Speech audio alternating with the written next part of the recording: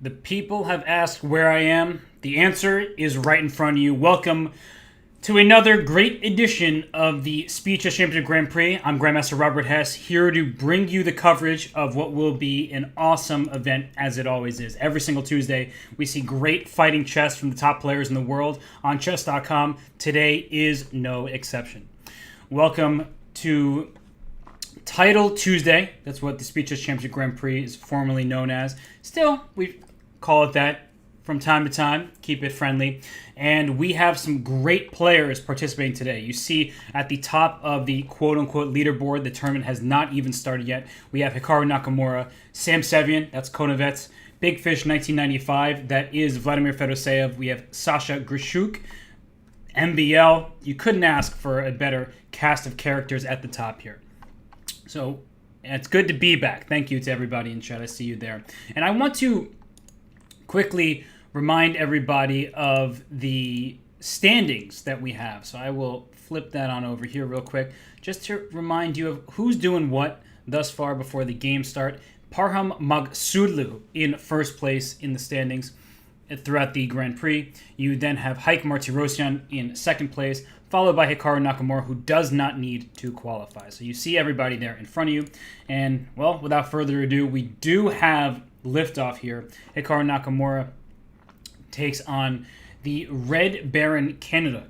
That must be a tough opponent for Hikaru, knowing his love for Vancouver and Canada. Not fun to beat somebody whose username represents the country that you are so happy about.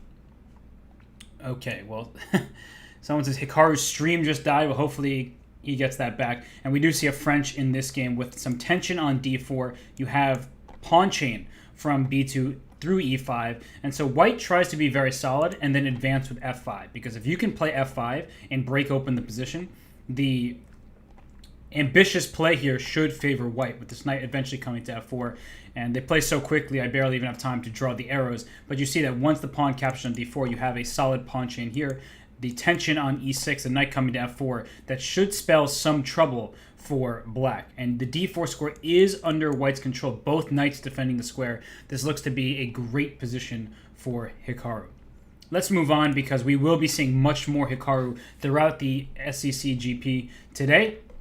So let's go down the list a bit. I want to get to some players that we may not be able to see in the knockout. I expect Hikaru either to be in the knockout or in contention for it, that's for sure.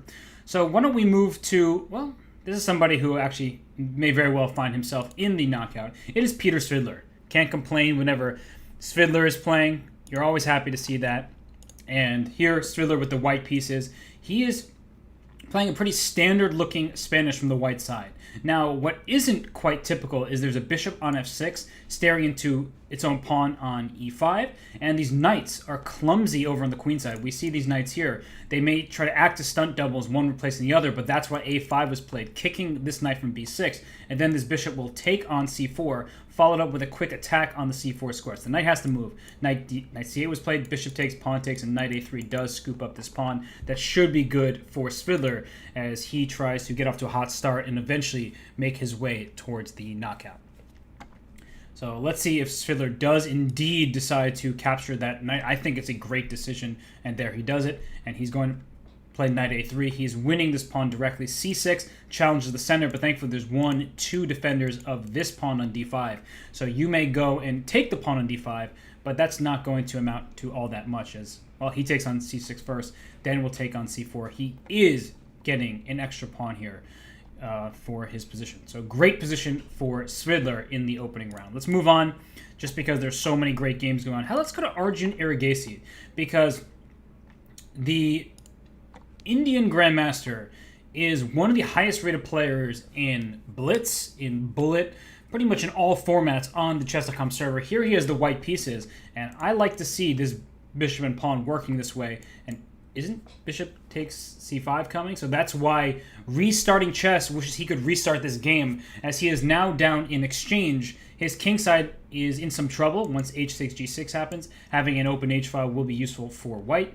And this pawn on c5, well, that's still going to be a weakness. So it's not dead lost or anything like that for black, but I also imagine Arjun Irigase will not be unhappy about eventually swinging the... Oh, well, that's a blunder.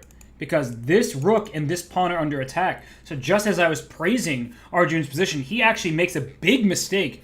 The rook on h3 directly under attack. The pawn on a2 under threat on the opposite side of the board. That is a big miss by Arjun here. And he's going to have to move his rook and probably move it, say, to h2. And that's more of a defensive move than anything, keeping the rook in line in the second file there, second rank I should say, just to defend the b2 square and the queen side. So what a miss there by white. He instead doubles his rook on the h file. He's going to, I guess, go queen h2 and try to checkmate on h8, but the black king will escape into the e7 square. So the point is after queen h2, if you play a move like knight c4, rook h8 takes, queen takes h8 is not just check, it is mate. The king is stuck there. So that's why after the queen comes to h2, black will have to bring this king out from f8 into e7, and thankfully the knight on b6 protects this rook on c8, so you're not dropping the rook at the end of this.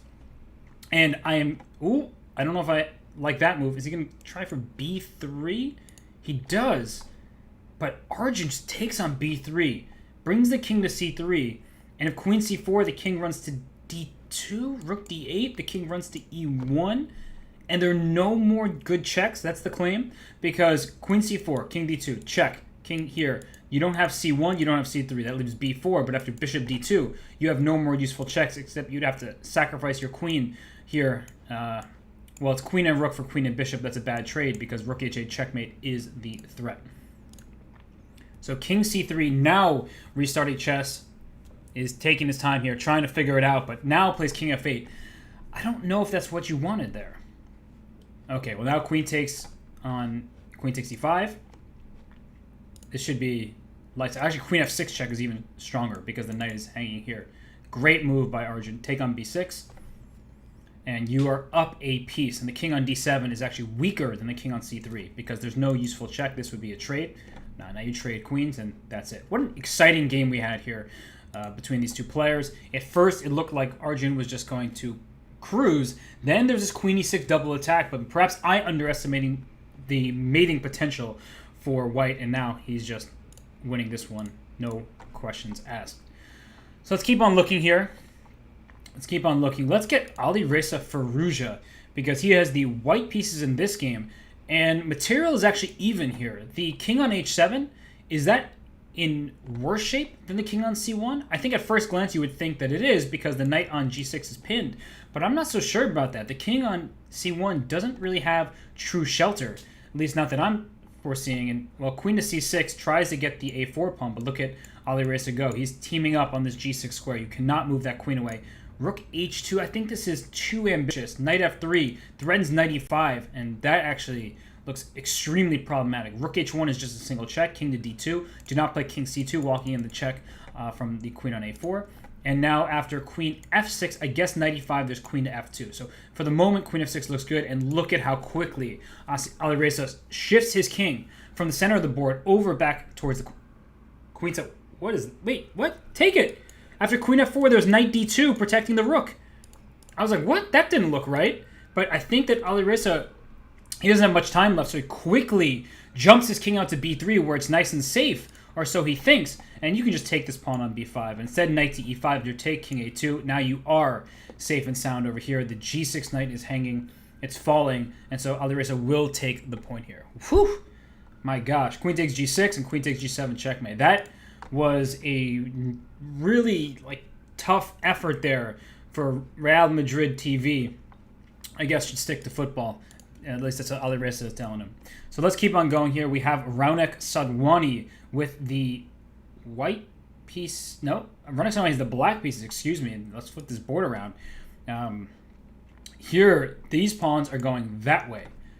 So Raunak in big trouble here in the opening game. King a6. Now this pawn can come to a5. Keep on pushing these things. And now knight d5 check. Or knight d7. Knight d7 took away the c5 square. This too should be winning, but he's giving up the knight. b7. Oh no. Oh, that's how you blunder these games away, and now it's going to be a draw because this pawn is under attack, and I don't think there's a way to save it because black just wants to sacrifice the knight here, king c8, and that's a draw. Oh my goodness. Raunak Sadwani was just losing, and he makes a draw. Let's just go back for a second here. The point of b6 was after king d5, b7, knight b4 check. You have to bring your knight to c6, and then I go a6, a7, and I get my queen. And that is why Raunak, very intelligent, brought his king to c6, and his opponent must have thought that he was taking on d5, and that's why he played b7. But after knight c5, take on b7, it's just a draw, because after a6, knight c5, I'm sacrificing my knight for your last pawn. It is complete equality, and that is end of that game. Missed opportunity for sure. We go to this game where, whoa, Duong 57. She is up 3 pawns, and with a knight against a bishop, this actually is easy just to march them through, and the king coming into f3. That's the goal. Bring the king to f3, bring the g-pawn in, or this should do the trick. I don't see any even stalemating attempt, so this is just a win for the Women's International Master. So let's go to... we can see the conclusion of this game just to make sure that there's no silly stalemates. Don't play king g3, for example, and now play king to f2. Queen. Okay, the king is an escape score. No stalemate. We're good. Let's keep on going. Aha! This is actually an important theoretical draw. With the king being so close, there's no way to kick the king off of the f-file, so you just keep this rook here, as the white king cannot get off the h8 square. Even here, you check, so what? This king could even be on the d-file, it's still going to be a draw. But you would need to be able to put your rook on g8, so this rook can get to g8, but once it goes there, actually, I'll let you see what happens. Here comes rook, okay? I would like you to play rook to g8, just to show what I think is an instructive draw in the endgame here. All right, they're just repeating in other ways. So around here, the point is that you can just move your rook away, as you do not want to trade. That loses the game because then the pawn promotes. You just move your rook anywhere, and after check, your king goes back to f8. You keep this king boxed in. And as soon as the rook comes here, you can just bring your rook back so that there's no checks. Okay, moving on. It looks like we are getting into the second round. We have Flawless Fighter taking on Hikaru. Hikaru with the black pieces in this game, and he plays a Scandinavian. So John Bartholomew, if you're playing, I don't know. If you're watching, probably not. But either way, eat your heart out, buddy, because this was Team Scandi. Hikaru's on your side, my friend. So here in this game, you have a very solid position for black with the pawns on b7, c6, and f7, e6. What that does is limit the potential scope of white's light square bishop, and you make sure that white cannot push this pawn forward. So even though white is securing the bishop pair after knight takes g6, after h6, g6, this bishop on e2, it's not really the most promising bishop that you could get. And that's why I first mentioned these pawns on b7, c6, and f7, e6, because they work really well against the enemy light square bishop, and most often in these lines, black has to give up this light square bishop, in which case white is the only player with one. So okay, castling queenside, this is a way for Hikaru to have kings on opposite sides of the board, so perhaps he can launch an attack. Although a4 played here is saying that perhaps white's attack is first. And will you play a5 to threaten a6, or will you try to play for b4 and b5, breaking open the queen side? That's your goal.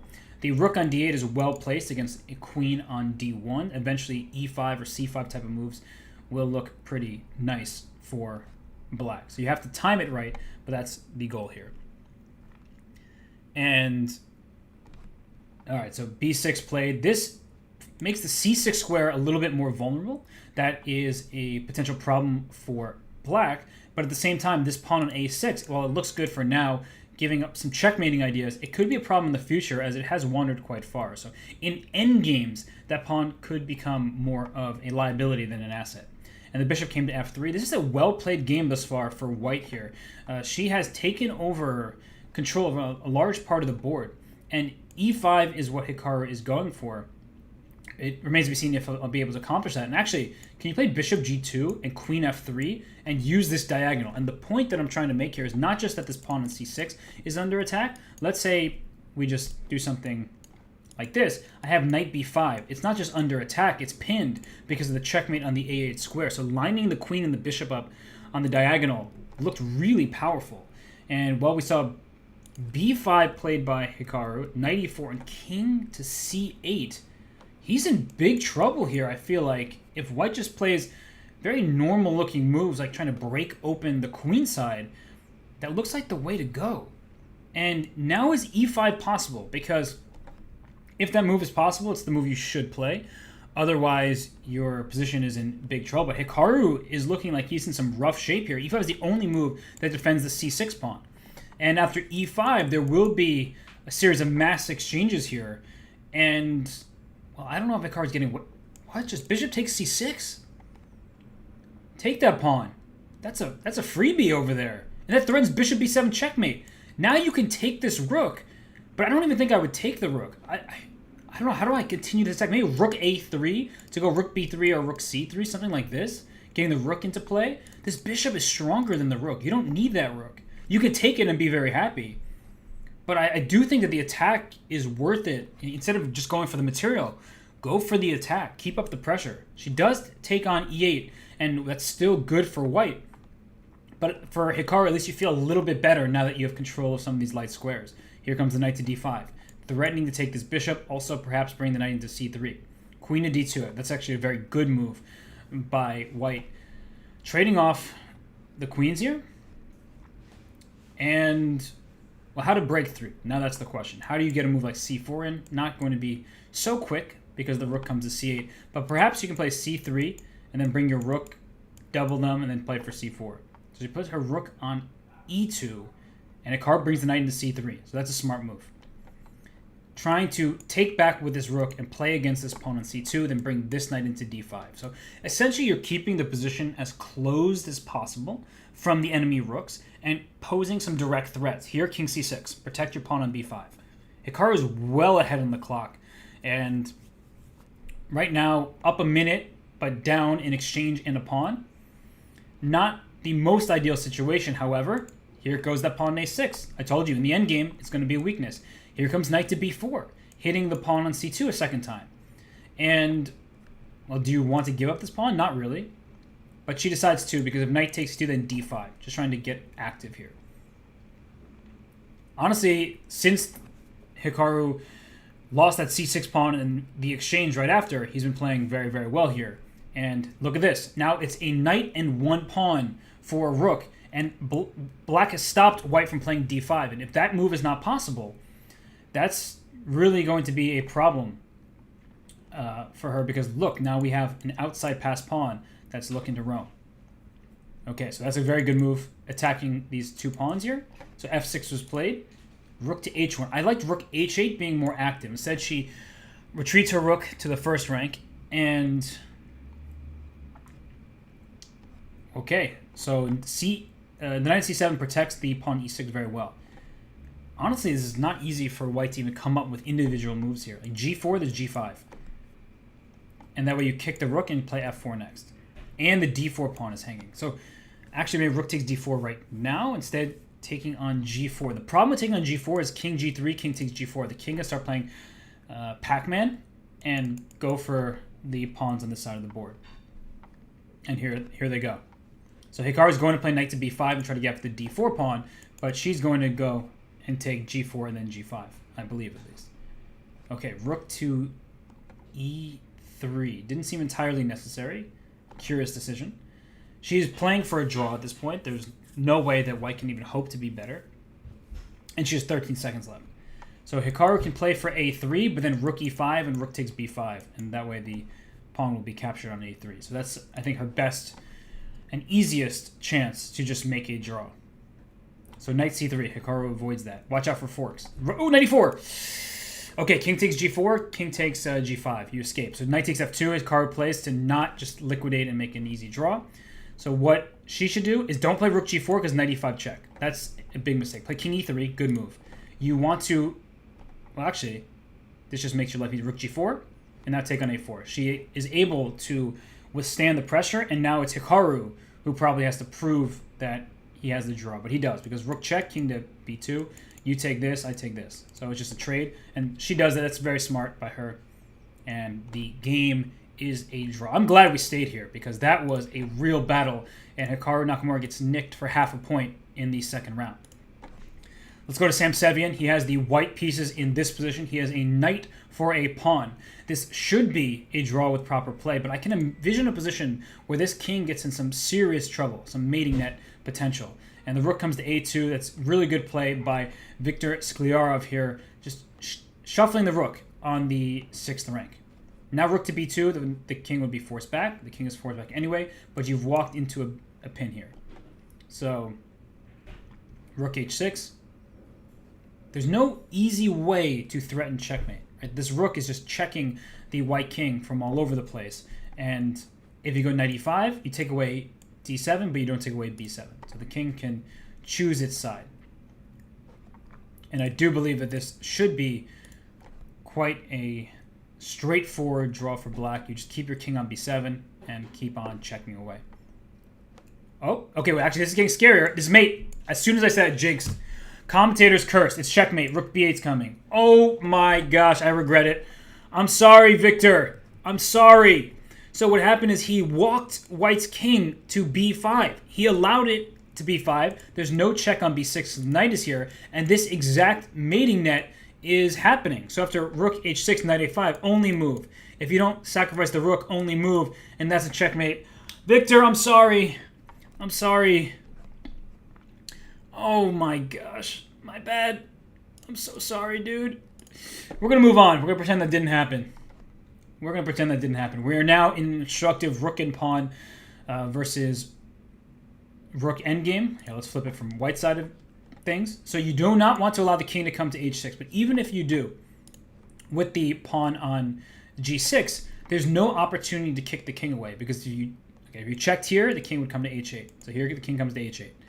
And this doesn't threaten anything. So the king can shuffle back and forth. And as soon as you play g7, I always can check you on the 6th rank. So that's really the issue.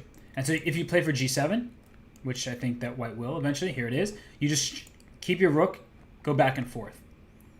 Just go back and forth. If the rook leaves the 6th rank, then you have a check. Otherwise, there's no threat because the rook covers the entirety of the final rank. Wait, what? Oh, it's stalemate. I was like, did somebody just blunder something? Okay, that's a very funny position. Just to show that one more time. So rook a6, if you take, it's stalemate. So the rook came back and, well, going back and forth. Do not take this rook on f6. That was instructive, though. Check. Now you take it. Stalemate. And why that was so instructive was if black took on f6, king takes, this loses for black because here the king comes up and I get a queen. So you have to be careful not to just trade thinking that it's going to be a straightforward draw. Okay, and, well, we have round 3. We see some of our leaders. Not too surprising to see players like Fedoseev, Arjun, Irigase. We have Andrakin, that's Vladimirovich. You have Andrew Tang, that's the Penguin GM. Alireza Firouzja, and then we have Nodirbek, Abdusattarov, Jeffrey Zhang, just Amin Tabatabai. So many strong players there at the top. Grandmaster after Grandmaster playing in this event. And, of course, there are some non-GMs who have a perfect 2-0 start, and we will continue to see the games. And right now in this position between Indian Elephant and Konovets against Sam Sevin is Konovets, you have these hanging pawns. And the problem with these pawns is that they don't protect one another. So if this knight comes to a4, as it just did, now the pawn c5 is under attack. And so the knight comes into e4. That's a very good way to defend. Here comes the knight to d2, trying to kick this knight out of e4 so I can win your c5 pawn. So this is thematic play for white against the hanging pawn structure. You want to keep putting pressure on these pawns. And if you ever play a move like c4, you give up control of the d4 square. So queen f5 threatens f2 while protecting the knight on e4. And if you took on e4, there'd be pawn takes. Queen f3 is a way saying if you take on f3, I take with my knight, and that way I am not hanging my knight. But there is a problem on the b3 square. So I would probably try to take and play rook to b8, but the issue is b4 happens and the pawn on c5 is pinned to the knight on c6. And if you play c4, this is the problem with the hanging pawns. You give me control of the d4 square, and I will gladly take advantage of that by putting my knight in right away. So queen f3, knight a5 was played, and that's a good move because you are threatening the pawn on b3 with the knight. And now b4, you can just take it, and you could take twice. So black is actually up a pawn here, and white has good central control. At least that's the claim. But what Sevin is doing is he's using his pawn on d5 to get both of his knights forward here, and so the extra pawn should make its presence felt for the long term, as it's an outside pass pawn. It's not just a pawn sitting, say, on like e6, where it is a good extra pawn, but it has the potential to become a real passer. And actually, watch out, knight b6 and d5 hangs. Whoa, how did that turn around so quickly? I was just talking about this a5 pawn, and I guess Sevin sort of underestimated this bishop c7, knight b6 type of idea. And that means maybe taking on, I don't know, it's actually kind of a tough position. So we get here, where now it's material equality, and from Sevin's point of view, he's still doing perfectly fine, but white does have more control over the board, and the knight on a4 is annoying because it stops your pass pawn. It blockades it. So let's keep on moving. We'll maybe come back to this game, but for now, we'll go for the first time to Vladimir Fedoseev's game. He is Big Fish 1995. He certainly is no fish, though he has that username. He is just incredibly strong player. And the rook came to e7. In comes the knight to d6. And you have to watch out for queen a4, knight takes b7, and this bishop on g2 is hitting this knight on c6. That's one of the main ideas of bringing your knight into d6. It looks good. It kind of cramps black's position, but there is a tactic on the b7 square in many different variations.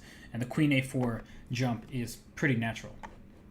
So I actually do not like black's position at all. I think that white is objectively in like this position that should be really easy to play. And so at like a higher level, like sort of classical level chess type of thought, people would say, oh, this is just a win for white. Of course, in blitz, anything can happen, but the position seems way too easy for white to play. And now after bishop d7, plays b4. There's no useful knight discovery. And now after a6, well, there are several options. You can play for b5 if you'd like, but I like this move. Bishop to d5 looks better because the light squares on this king side are looking weak, and they're two separate diagonals. So queen to b3, it takes away the a2 g8 diagonal, and then this bishop can just slide right back to e4. And if you put bishop e4 and black has to play f5, you've loosened your control over the e5 square. This pawn chain here looks very strong, and it's needed to defend the center, but bishop e4 could induce the move f5 and further weaknesses. And f5 was played voluntarily, but b5 here just looks... could not be me enjoying this position for black. No. Look at these pieces, just perfectly... You can take on b7 and just win that pawn. This is going to happen. You can take on b7 and play for c6. Oof. Oof. Yeah, that's no fun. You don't even have an attack. That's the problem. Is you would like to go for a checkmate, but here's c6. So white's pawns are way too quick in this position. So it looks like Fedoseev is going to win this game. I cannot imagine a future position where he doesn't just go on to easily convert this, but maybe there will be a sacrifice here, and then f4, f3 kind of attempts to... You want to mate on the g2 square. So if you can get your pawn and your queen lined up, that would be a checkmate that takes a long time. And here, queen to d5. If f3, the queen checks on e4 and can swing over to the king side to help out. And if queen to h3, the queen can go back to g2, offering an exchange of queens and saying, well, you can't really checkmate me when my queen's on g2. So very precise play here by Fedoseev. All is looking good for him. So let's move to another game while we have time. We have Lam Le, that's Quang Lam Le from Vietnam, been over 2,700 for so many years now, super grandmaster, one of the best blitz and rapid players on the planet. And, well, in this position, he is up a pawn from the black side, and now rook takes f2, and we have opposite colored bishops. So for some, they may think, well, that should just be a draw, but for black in this position, now you have a passed pawn. So it's an opposite colored bishop dynamic with an extra pawn in the center, and first centralizing the bishop, trying to get after this pawn on g3. Do not trade the rooks. As soon as you trade the rooks, it makes white's life much easier in terms of holding this position. So rerouting the king into the center does make sense. Don't hang your bishop. Bishop d6. It's a good move. And it looks like I'm going to actually go to the Fedor game really quickly because knight takes h6 check wins the queen. I just wanted to get back there as I saw the conclusion about to happen. He put his king on h2.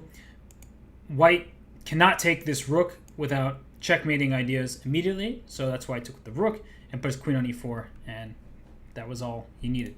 So back to this endgame here with Lamley winning by resignation. Wow, surprised to see that, but the resignation happened because there's no really useful move. If you play king h2, black plays f5. If you play rook g5, black can just play king f6, but look at this move, f4. Be alert for tactics. It may be an endgame, but there still are tactical possibilities. Because if you take on f4, in comes my bishop with check and check to your rook. So that, I guess, is why white resigned here. I would not have resigned. Definitely not. I would have continued playing. But he said, I have enough. I don't want to be ground down. It's not fun for me. Here's your point. We'll move on to the next game. Good technique, though, by Lamley. And let's go to Andrekin's game. Whoa, it is a draw by repetition. That is a black king trying to help this pawn promote. I was like, wait, is that a king on b8? No, whoa, that's a king on g1 over here. And the way this was a draw was the knight came to g3. You cannot take on g3 because after king takes g3, I win your pawn, and then the b pawn promotes. So after knight g3, king g1, now if you play a move like b6, well, that's a big problem because I can take your knight. And after king takes h2, b7, queen me, and whoop, there it is. There's a skewer. Behind the king on g3 is this queen on b8. Thank you for your queen. I win the game. And that is why they just made a draw with knight e2 and back to g3. They just agreed on a draw in that manner. That's precise play for you. Let's keep on going. Let's go to Dimitri Colors here. He has the white pieces, and he's playing a Brazilian Grandmaster. This is going to be a draw because black is going to sacrifice the rook for the f-pawn. White is going to sacrifice his rook for the... Oh my gosh, I spoke too soon and I jinxed it! I jinxed it! White is going to win this game! Oh my gosh, it's the second time now. I know Danny's like, oh, the commentator's curse isn't real, but it clearly is real. Because this king is going to be checkmated first. That's what's going to happen here. Okay, be careful not to like hang a piece. But rook e4. Queen f3 is good. And if queen to c3, you just take it and this rook is hanging. Instead we have, oh my gosh, I'm the worst. Somebody fire me. Somebody get rid of me. Oh my gosh. I feel so bad. You have to play rook f8 immediately and take this pawn. That's what you need to do.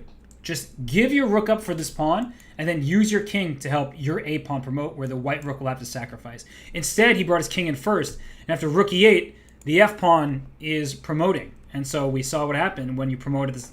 It looks like the same time, but white was first, and that means you get to check this king. And it was very quick finish. If queen to d4, there was rook to e4.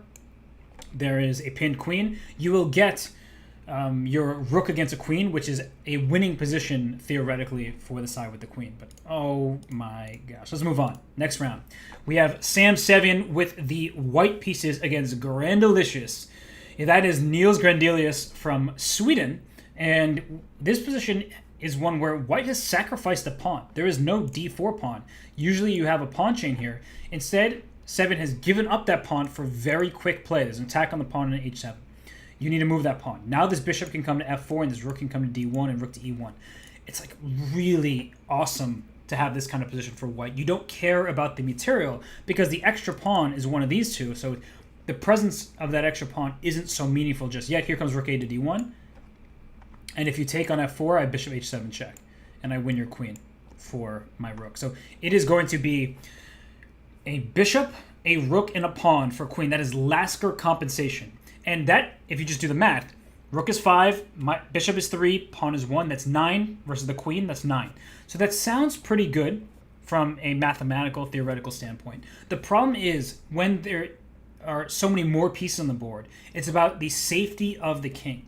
And this, oh my gosh, I'm taking that. I feel like that has to be the move. They're not my pieces, so I'm okay sacrificing.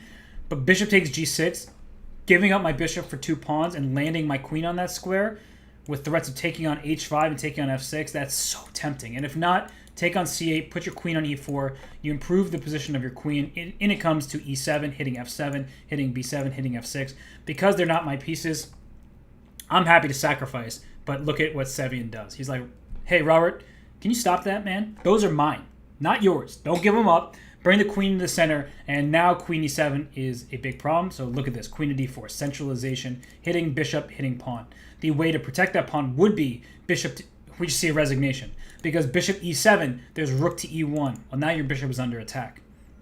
So what would you do? Because you can't move your bishop here, then there's rook to e8 check. If you move your bishop anywhere else, I just take your pawn on f6. If you play rook to d8, I swing my queen to c4. Now your bishop and your other f-pawn are under attack. You're just dropping pawns left and right, and it's going to be a devastating position. So Sam Sevin is looking to be in the best shape possible right now. He's really playing an excellent day of chess thus far.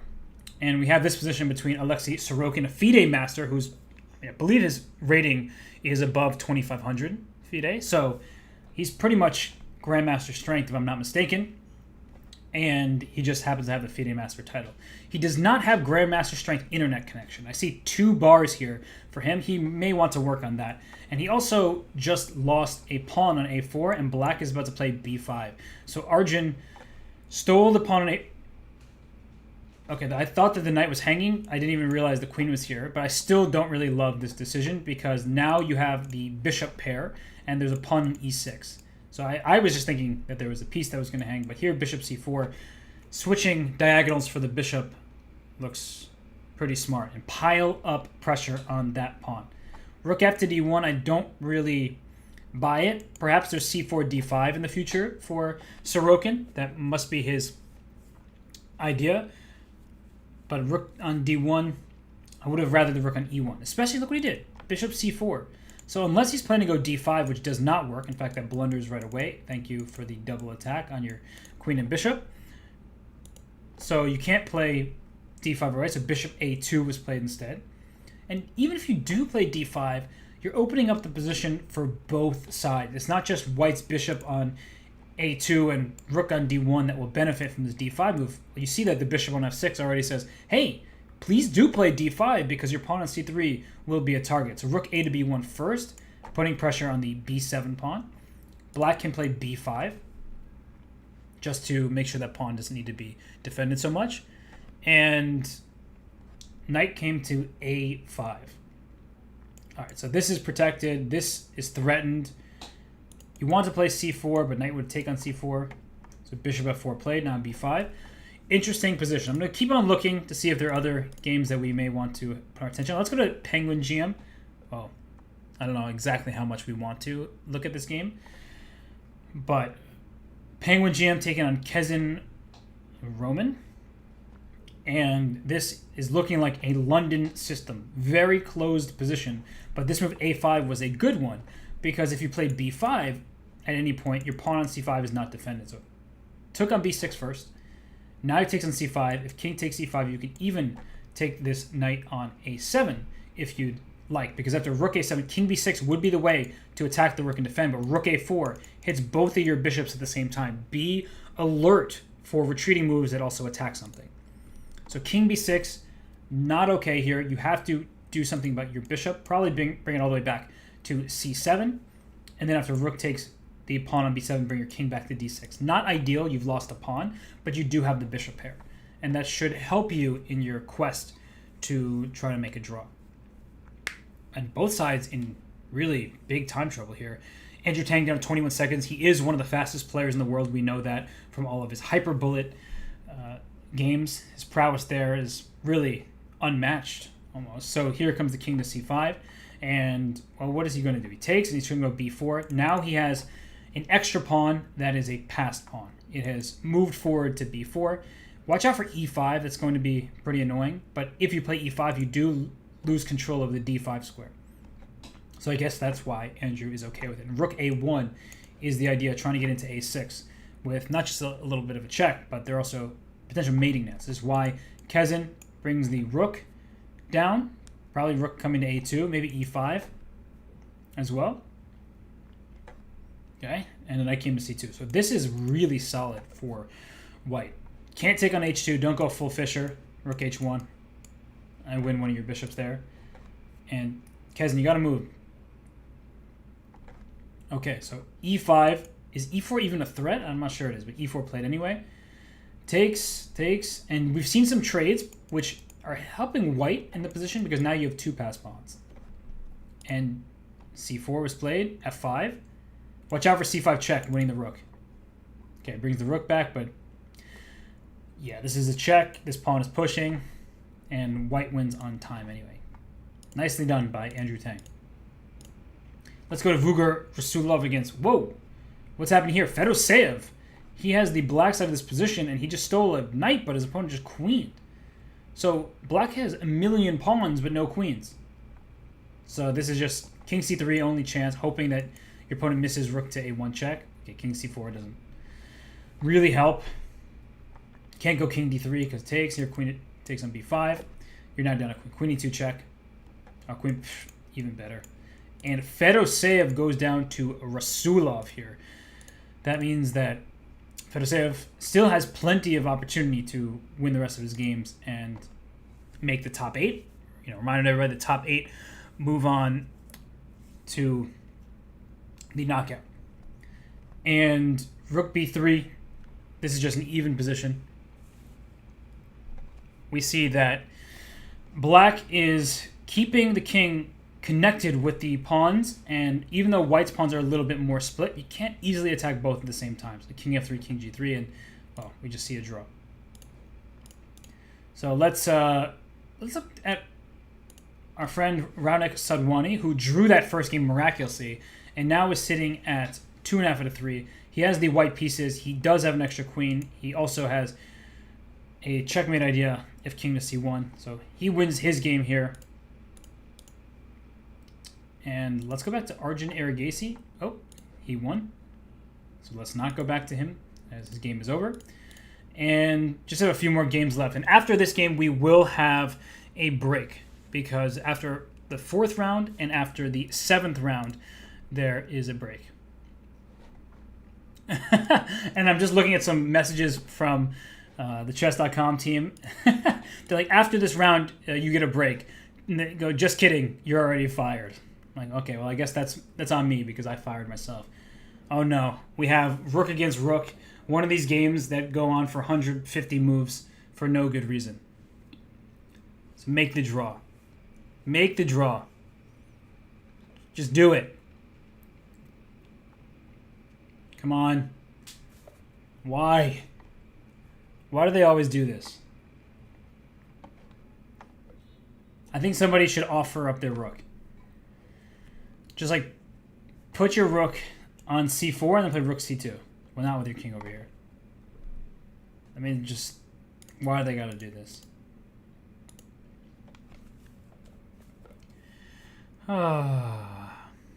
They just love to torture everybody else. Although at this point, because there's going to be a break no matter what, it gives people a little bit more time. If they want to stretch their legs, make a phone call, grab some lunch, whatever, some dinner. Okay, cool. They made a draw by 50 move rule. They had to play this out 50 moves because otherwise they wouldn't have been sure this was a draw. Well, on that note, 4 rounds are in the books. We see some of our leaders on screen. Arjun Irigase, Jeffrey Zhang. We haven't seen a Jeffrey game. Wonderful time. Min. I'm upset that I haven't looked at a Min game. We will certainly look at some Min Lei games going forward. We have Andrew Tang and, well, just a number of grandmasters following it up there. And I guess Min is the only non-GM. I see Pravin Balakrishnan as well as a player who's 4-0. So on that note, taking a break. We'll be back in a few minutes. And when we return, we will have round 5 of today's Speed Chess Championship Grand Prix. Stay tuned, everybody. I will be back shortly.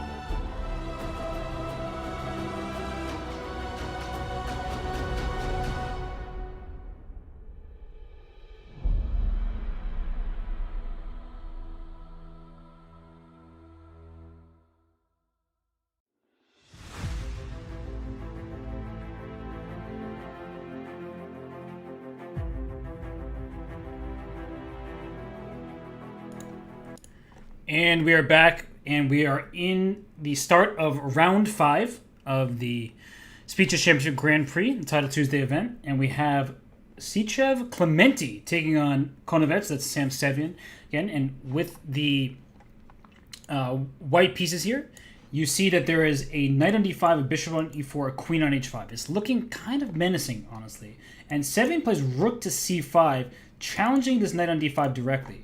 So after queen takes e7, the claim is that with the center, the knights there have disappeared, that this should be okay for black, especially with d5 being possible to gain more space.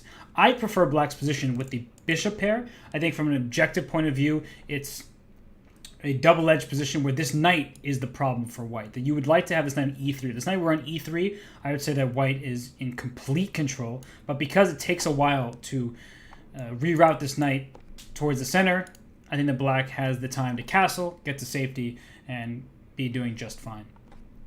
And one thing I'd probably go for here is after trading, castling, knight c2, I'd probably play d4, just to give myself a passed pawn. I would like to have that with my bishop behind it, supporting it. So we have seen a trade on e6 in this way, and then after castles, why not knight to e3?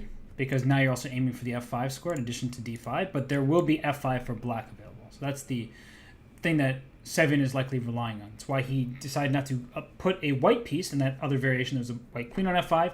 He got his queen to e6 so that he controls the f5 square and will try to push forward. So I'm going to move on to some other games for now. I see that Alireza Firouzja is up towards the top, perfect 4-0 score. He is playing against Gukesh, who, if I'm not mistaken, was the second youngest grandmaster of all time, behind Sergei Karyakin. And Farouja just took on c6, gave up the bishop pair, and the reason why is there is a pawn on e5 that was just captured. So Gukesh, he's probably getting himself ready for all these other big online events. His rating actually has increased a lot, because if I'm not mistaken, his blitz rating on Chess.com was something like 2670 as of a week, maybe 2 weeks ago. So he's been improving his online chess, and well, he's going to need every single bit of that improvement in order to take on Farouja here. As black is down a pawn, this knight will sit on this wonderful d4 square. As should be noted every time there's a knight versus bishop dynamic, don't play knight d4 now because queen takes d4, just to show you that blunder. But what I was going to say was that whenever there's a knight against a bishop, you want to control the color complex that is the opposite of this bishop. So you want to get your knight to d4 because this knight cannot be kicked out from this square. And Gukesh is doing everything in his power to take control of the light squares with a move like rook to e8. And if I'm white, I'm just playing queen to d2. Just getting my queen a little bit more active, connecting my rooks with one another, and eventually I would like to play h4, h5, because when you see a fianchetto setup, especially without the fianchetto bishop, you want to think about running your pawn up the board and creating some threats. So let's see. Let's keep on going to more games in this round. Let's go to Jeffrey Chong. He is taking on First Second, which is a very confusing name. Who is this? This is Grandmaster Nikita Meshkovs from Latvia. So what's going on here? There is a queen on h3. This king on g1 looks open over here. But what's the material count? White has an extra rook for a bishop. So you see that there's a rook here for this bishop, and queen takes c5 played. No fear by Jeffrey. I'm looking at these pieces, and I'm wondering if there's just going to be a kind of mating attack. But Jeffrey says, no, you got nothing on me, man. Here comes queen c8, forcing the queens off the board. Now you can even bring this bishop. Look, he does that right away. Brings the bishop into the attack. But how to finish this off? Because queen c8, is there some kind of bishop takes f2? Oh, you can't take on f3. I was looking at taking on f3, but there's a rook here. And I was trying to be forceful. I was trying to do every move a check, but with the rook over there on a3, that's not working out. So now the queens are off the board. It is a rook and a pawn for a bishop, plus an extra minute and a half on the clock. Now Jeffrey is cruising in this game. So let's keep on going. So many top players still duking it out. We have Shield 12, who I don't know who that is. Let's see. That is Shamsidin Vokirov from Uzbekistan, and, well, taking on his compatriot, Nodirbek Abdusattorov. And I prefer black's position. I think that the bishop is better than the knight. As I always say, a pawn 3 squares away from a knight dominates it. A bishop does even more because it's working on both diagonals, keeping the knight at bay. And it's not like white's position is bad, nothing like that, but it does feel a little bit easier to play with the bishop, especially sitting on f6 on the long diagonal. So c5 played. If this pawn on d6 were captured, the pawn on c4 would be captured, so that's not what white wants here. And if this knight moves, this bishop can move into one of these 2 squares thanks to the pawn support. So I would play queen c2 now. Just inch your way forward. Be a pest here. The position is not objectively even better for black. I would say it's probably level.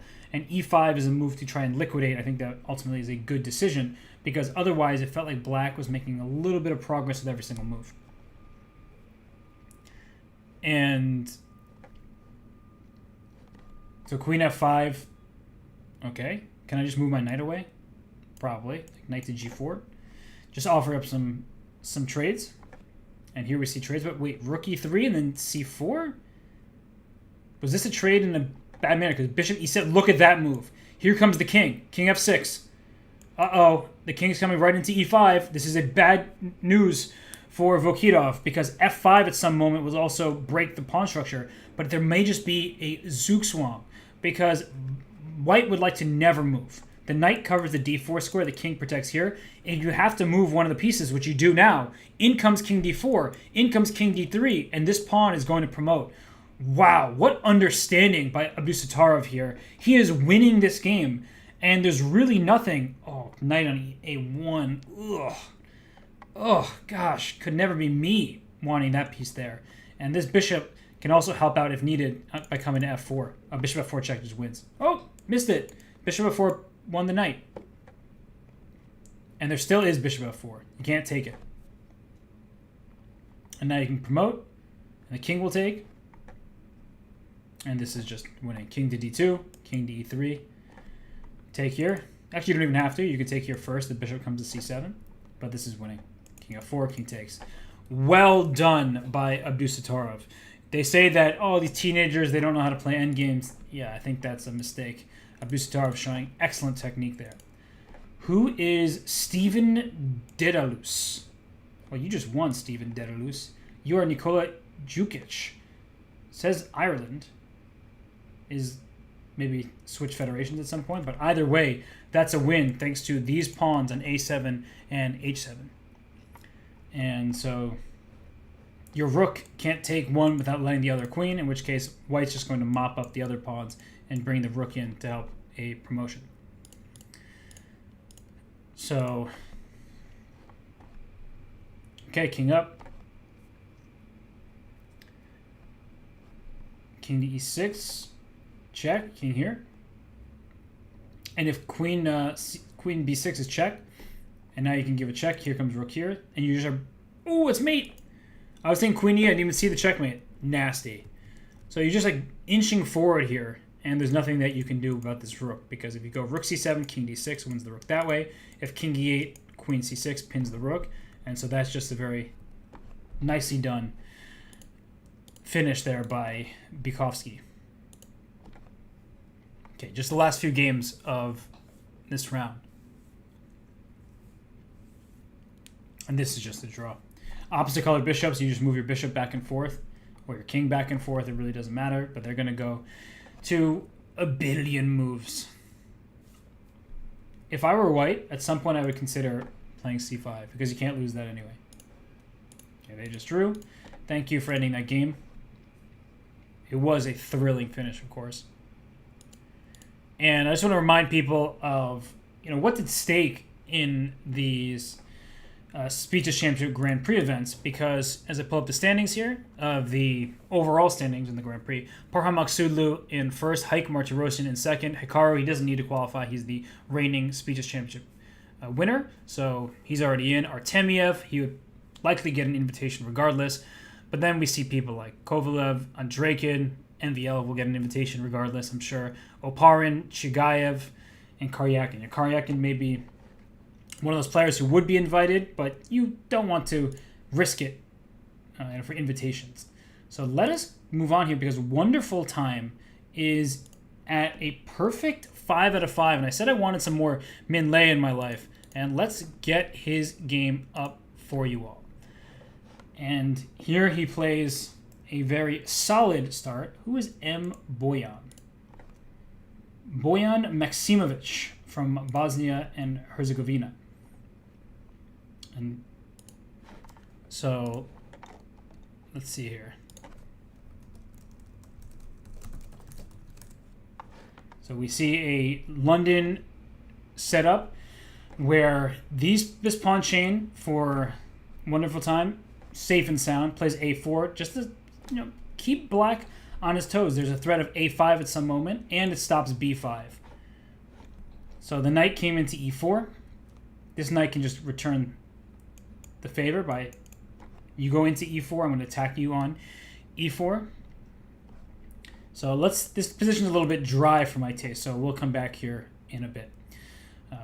So such a solid London position. And rook a7, that's thematic to bring the queen to a8 to use the bishop on b7 on that long diagonal. So let's go to this game here. And we have Jules Moussard with the white pieces against Dmitry Kolars. And, did I jinx Dmitri's opponent earlier? I felt like I said Dmitry was going to make... Yes, that was the rook and pawn versus rook and pawn game. I was like, I was pretty sure that I saw a game of Dmitri's where he 1,000% was going to make a draw. And then, yeah, let's not replay that. Let's not go back in time for that one.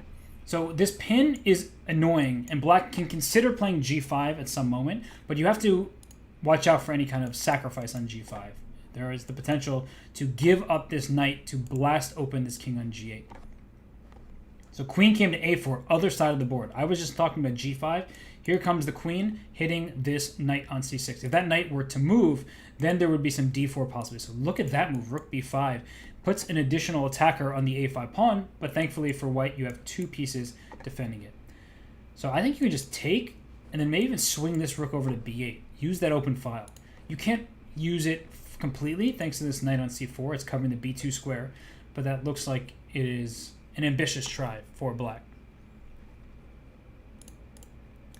So this position still remains solid. Let's go to Abdusattorov as he takes on Zviad Izoria. What's going on here? It looks like a solid foundation for black with the pawn structure like this. The pawns are taking away forward squares from white, and well, not so fast, I guess. e5 played anyway by Abdusattorov, and if you take and take, what's this? This looks bad.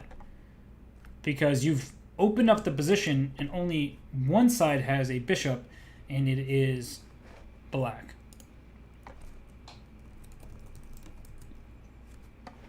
So this is looking like a better position for black slightly. Not too big of a deal just yet, but this is not what you want from the white side of a Sicilian, where you give your opponent the bishop and now also the c-file. So yeah, this is just looking pleasant for black, even though it's not that great. Like takes. There's opportunities for white to start trading off some pieces, and if you can't attack my pawn c2 more times, well then you're not really going to benefit too much. So, all right, we're seeing some trades here. Perhaps rook takes and rook to d2. Maybe this one will just liquidate. Let's keep on moving here within the top bunch of games. Jeffrey Zhang is taking on Lavon Panzulaya. Jeffrey with the black pieces. Looks to me to be slightly better for white thanks to this pawn on e4 and the bishop pair. But I know this stems from an opening that is known often for giving this up. I also don't like the look of this diagonal. This bishop needs to be on g7 to make the king feel safer. And h5 feels like it just invites white over to the king side. I would think about queen c1 and queen over there. Instead, f4 is played, trying to get... Oh, actually, that might even be stronger. e5, e6, and this pawn on g6 is in trouble. That's not good. You don't want to see that. That looks very direct. So h4 played by Jeffrey. G4. What?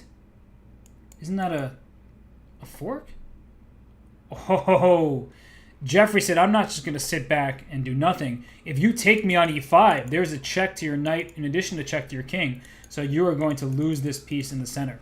So that means after rook takes e5, king h1 was the move. And if you look at things now, there's no more discovered check. If you take my rook, I take back with my knight, and that opens up my bishop. So I think that Jeffrey was going for a tactic to help his position. And as the sirens go, you know that the ambulance is coming. Unfortunately, Jeffrey's position does look like it's beyond repair at this point, because this bishop is still very strong here. Still going to be threats against the black king, and you've already lost some turn. 96! That looks great! I was going to mention how the e6 square, you can't capture me because of the pawn on g6, but now it works even better, because now I'm forking your queen and your rook, and the bishop opens up on this. Oh, this is just too much happening here. This is, unfortunately for Jeffrey, just game over. I was just about to talk about 96, and then he plays queen c5, which walks into an additional fork. Dang. Just take it now with your rook, and this pawn, and this, and this, and, you know, everything here. It's just a mess, and it's a mess that's winning for white. So Jeffrey, unfortunately for him, he goes down to Lavon Panzulaya, strong Georgian grandmaster. And let's keep going. We still have plenty of games left. In this one, between Abdusatorov and Zviad Izoria, black is now up a pawn, but this king is getting quite active over here. So king c4 can be played to put pressure on this b4 pawn. And you can even, I think you could have just taken and played king c4 and gone after this pawn. That was I believe, a mistake, because takes king c4, you're just winning this b4 pawn very directly. So I would have gone for that. And instead we have, well, now the rook's still on the, can be active, not that it's just on the board, because the bishop is doing a great job of defending this pawn. That was a missed opportunity by Abdusatorov. And, okay. So Izoria trying to get this one. I'm going to keep on going because he's a more aggressive type of positions here. For Jules Moussard, he is taking on Dimitri Collars. This looks bad for white because this g-pawn is about to become a queen. It's a pawn in name only. This is about to help that one go free. So where should the king go? g7. That's a queen with check. Yeah, that's winning. That's completely winning for black. You are now up a full queen, and your king is actually safe thanks to this. Is this g-pawn going to queen again? Is that the plan? Oh my gosh, too many extra pieces. So it looks like Izoria, by the way, and we can let this one play out for a checkmate, because it's going to be checkmate in just like a move from now. Queen b3 is checkmate. There it is. We have Izoria, who is now trying to win this, but king d2 takes rook g3, and this one. You lose both. This is winning. This is winning. Hey, there's chess going on here. You don't gotta blare your horns and sirens. Respect the chess. So, yeah, these pawns are just being pushed, and your king can even try to come out this way. But here the king's coming to g5. The rook can come to e3 with check. Now rook e3 is actually winning. And then f4 is a fork. You take, and the king comes in. So, king g3, king f2, and I think it's instructive just to see it play out. That's how you win this position. Is you get the opposition. The white king had to pick a side, and then the black king went the other way, right? So the white king picked h1, so the king comes in. If it picked f1, the king comes h2, and the pawn promotes regardless. So that's a nice finish there by Izoria. And by the way, Wonderful Time did win the game against M. Boyan, so that means we'll have more Wonderful Time in the future. Sounds adorable when I say it out loud, but it's just true. More min. Queen d8. Queen e5. Keep this pin on. Queen a5 check. Keep the king in front of the pawns. This is really smart defense by... No! Why would you make a draw? If you're white, you have to play on here. There's no way you can just accept that this is a draw. You need to somehow get your king out. It's easier said than done, but you need to work for that. There's no reason to just make a draw. But time trouble makes people do things that they regret. And speaking of time, black lost on time. No, Kelvin! Kelvin! Don't lose on time in this position. Just move your knight away somewhere. Oh, poor Kelvin Sanchez. But Wittek, happy for sure. So we have wonderful time taking on Lavon Panzulaya. Let's see how this goes. And, well, Min plays d4 on the first move, as per usual. And Lavon's connection here is just 2 bars. And that's not a good thing for him, as he takes on one of the fastest players in the world. And once more, we see that Min plays c3. He's going to put his bishop up, play e3, and play the solid London. That's what he's going for. And because he's doing that again, I don't want to look at his game. Min, you know, I respect your chess immensely, but come on, give us something a little more exciting than the London game after game. Let's go to Sasha Grishoek as he takes on Gwynplaine. If I'm not mistaken, that is Boris Grachev. Let's check it out. It is indeed Boris Grachev. And, well, I said I didn't want to see a London system. Now I see a London system, but with the bishop on c1. Whoa, okay. All right, Boris. You getting frisky on the queen side over here, trying to go b5 and kick this knight. And maybe play for c4. So if you play a3, you can play for c4. So perhaps it looks like you're playing more aggressively than you really are. The idea is just to gain some space first and then play for c4. So nothing too major just yet. And let's continue on down the list because Hikaru is back towards the top. He has 5 out of 6. He takes on Pragnananda. And in this position for white, you play knight to d2. This rook is trying to come to c1. And I think for black, you probably want to play rook to c8. You can drop your queen back to b8 to get out of any sort of discoveries. Because rook a to c1 threatens bishop takes f7 check. So you just got to be careful about that. And what should black do here? I would e5, ambitious move by Pragnananda. The problem with playing e5 and e4 is you've given up the d4 square permanently. And that's the issue. Anytime you push pawns, they can't move back. So the knight got the e5 square, but the knight got the d4 square. So it's a trade-off of sorts. Watch out for some kind of knight to g4. That could be scary at some moment. Probably doesn't quite work out just yet, but something to keep an eye on. Queen to b8, bishop takes e5. This a7 pawn is hanging. So will Hikaru give up his really strong bishop for a pawn? That's a trade-off that for many is hard to do. Hikaru says, hey, I'll take the material. With my lead on the clock, I am the much higher-rated player. I'm the most experienced online blitz player in the world. Let me steal your pawn and make you prove that you have enough compensation for it. So what is black's idea going forward? Put the rook on d8. All right, I would try for h5 just to expand on the king side. White lacks space on that side of the board, so if black can play h5 and maybe even knight to g4, that could be quite a nuisance. What else comes to mind? If I can trade off these pieces here and get an opposite color bishop's position, maybe that can help me make a draw, but you're just down a pawn, so that's not ideal. I think Hikaru's played this game very intelligently this far. Let us go back to wonderful time because Min, his position is heating up. I'm a fan of it. He could take on f6 and shatter Lavon Panzulaya's pawn structure on the king side, but Lavon is making the claim that, well, only black will have a dark square bishop, and actually if I take on f6, maybe I'll get e5 in later. So Min puts his queen on f3. That puts immediate pressure on the f6 square. And now knight e4. Wait a second. I can take you, but I know you'll just take me back. Bishop b5 is what I was about to say. The bishops are taking away squares from that rook, and Min is scooping up the rook for his bishop.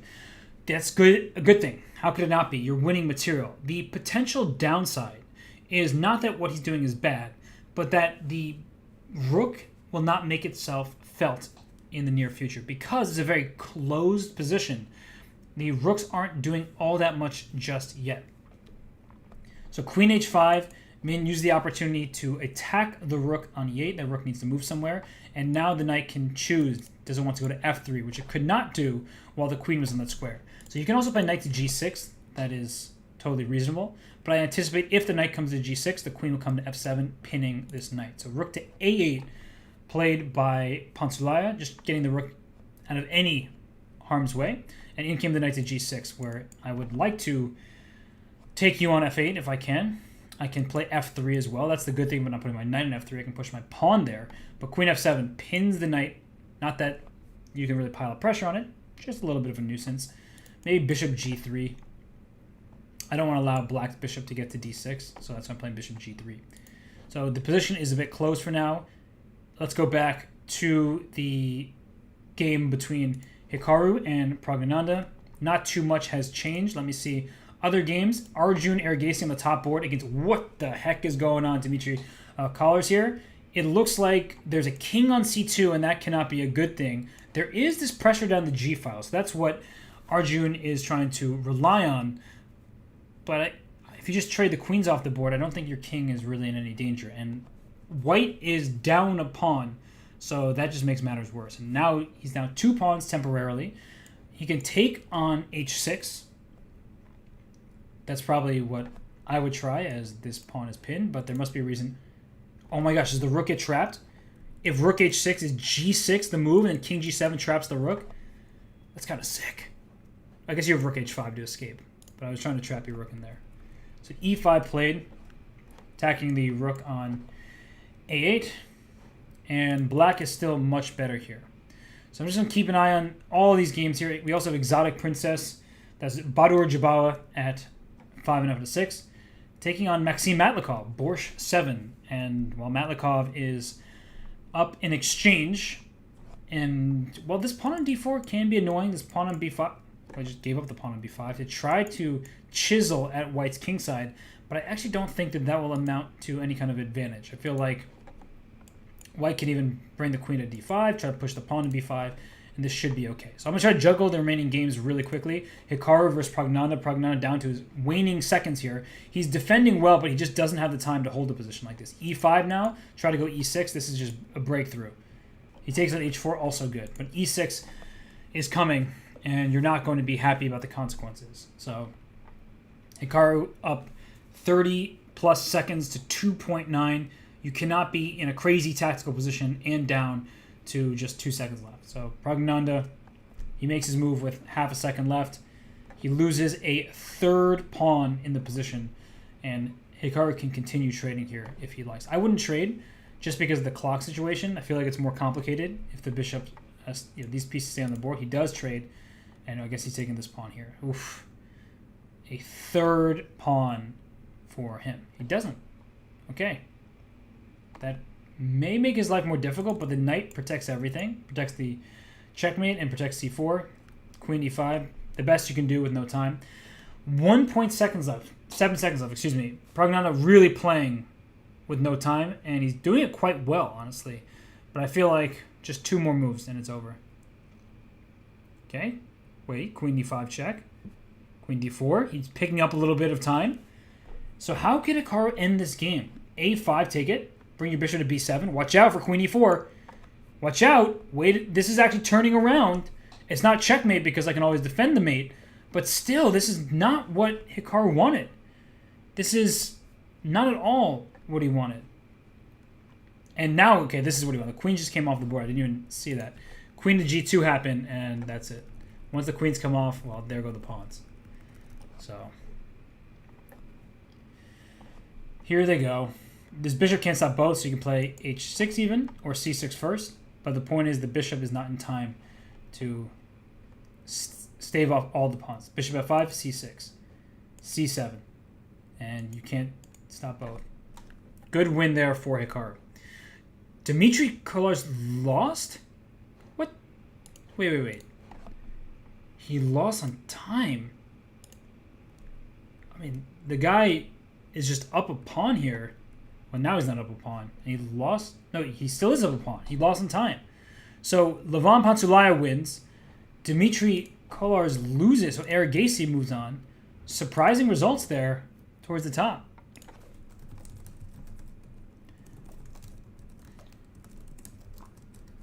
Wow. Okay, so we see the knight and 3 pawns against a rook and 1 pawn. This should be a hold for black. White is the one trying to win this game because there's not really anything that black can do to attack white's pawn structure. Be careful. Okay, king to g6. There's no way to finesse it. There's no way to zugzwang it or anything. Yeah, the king's just going back and forth. And this king can do the same. So there we see a 100 move draw. So the point is split. Let's get to Anton Korbov. He has the white pieces here. Bishop. Oh, this is a draw. Look at this. Wrong color. Bishop, wrong color. I'm going to let you all watch this play out. I talk about this all the time. I talk about this so frequently. I'm doing well. It's a draw by stalemate. And the point is you cannot kick the king out of the corner. So if you ever play bishop d6, my king goes back and forth. And if you bring your king up and you go here, you're just allowing me to stalemate. And here, there's nothing you can do because my king doesn't have access to these squares. So you're going to have to let my king up. So that was a draw and a save there.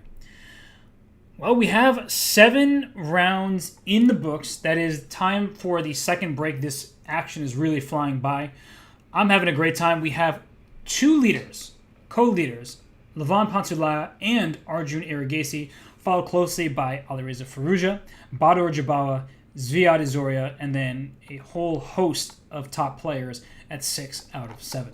So it looks like at this point, 8.5 points will be the magic number for qualification. It usually is with so many hundreds of players in the field. But for now, you'll have to remain on the edge of your seats because I'm taking a break. When we return, we'll get to round 8 of the Chess.com Speed Chess Championship Grand Prix. Stay tuned, everybody. I'll be back in a few.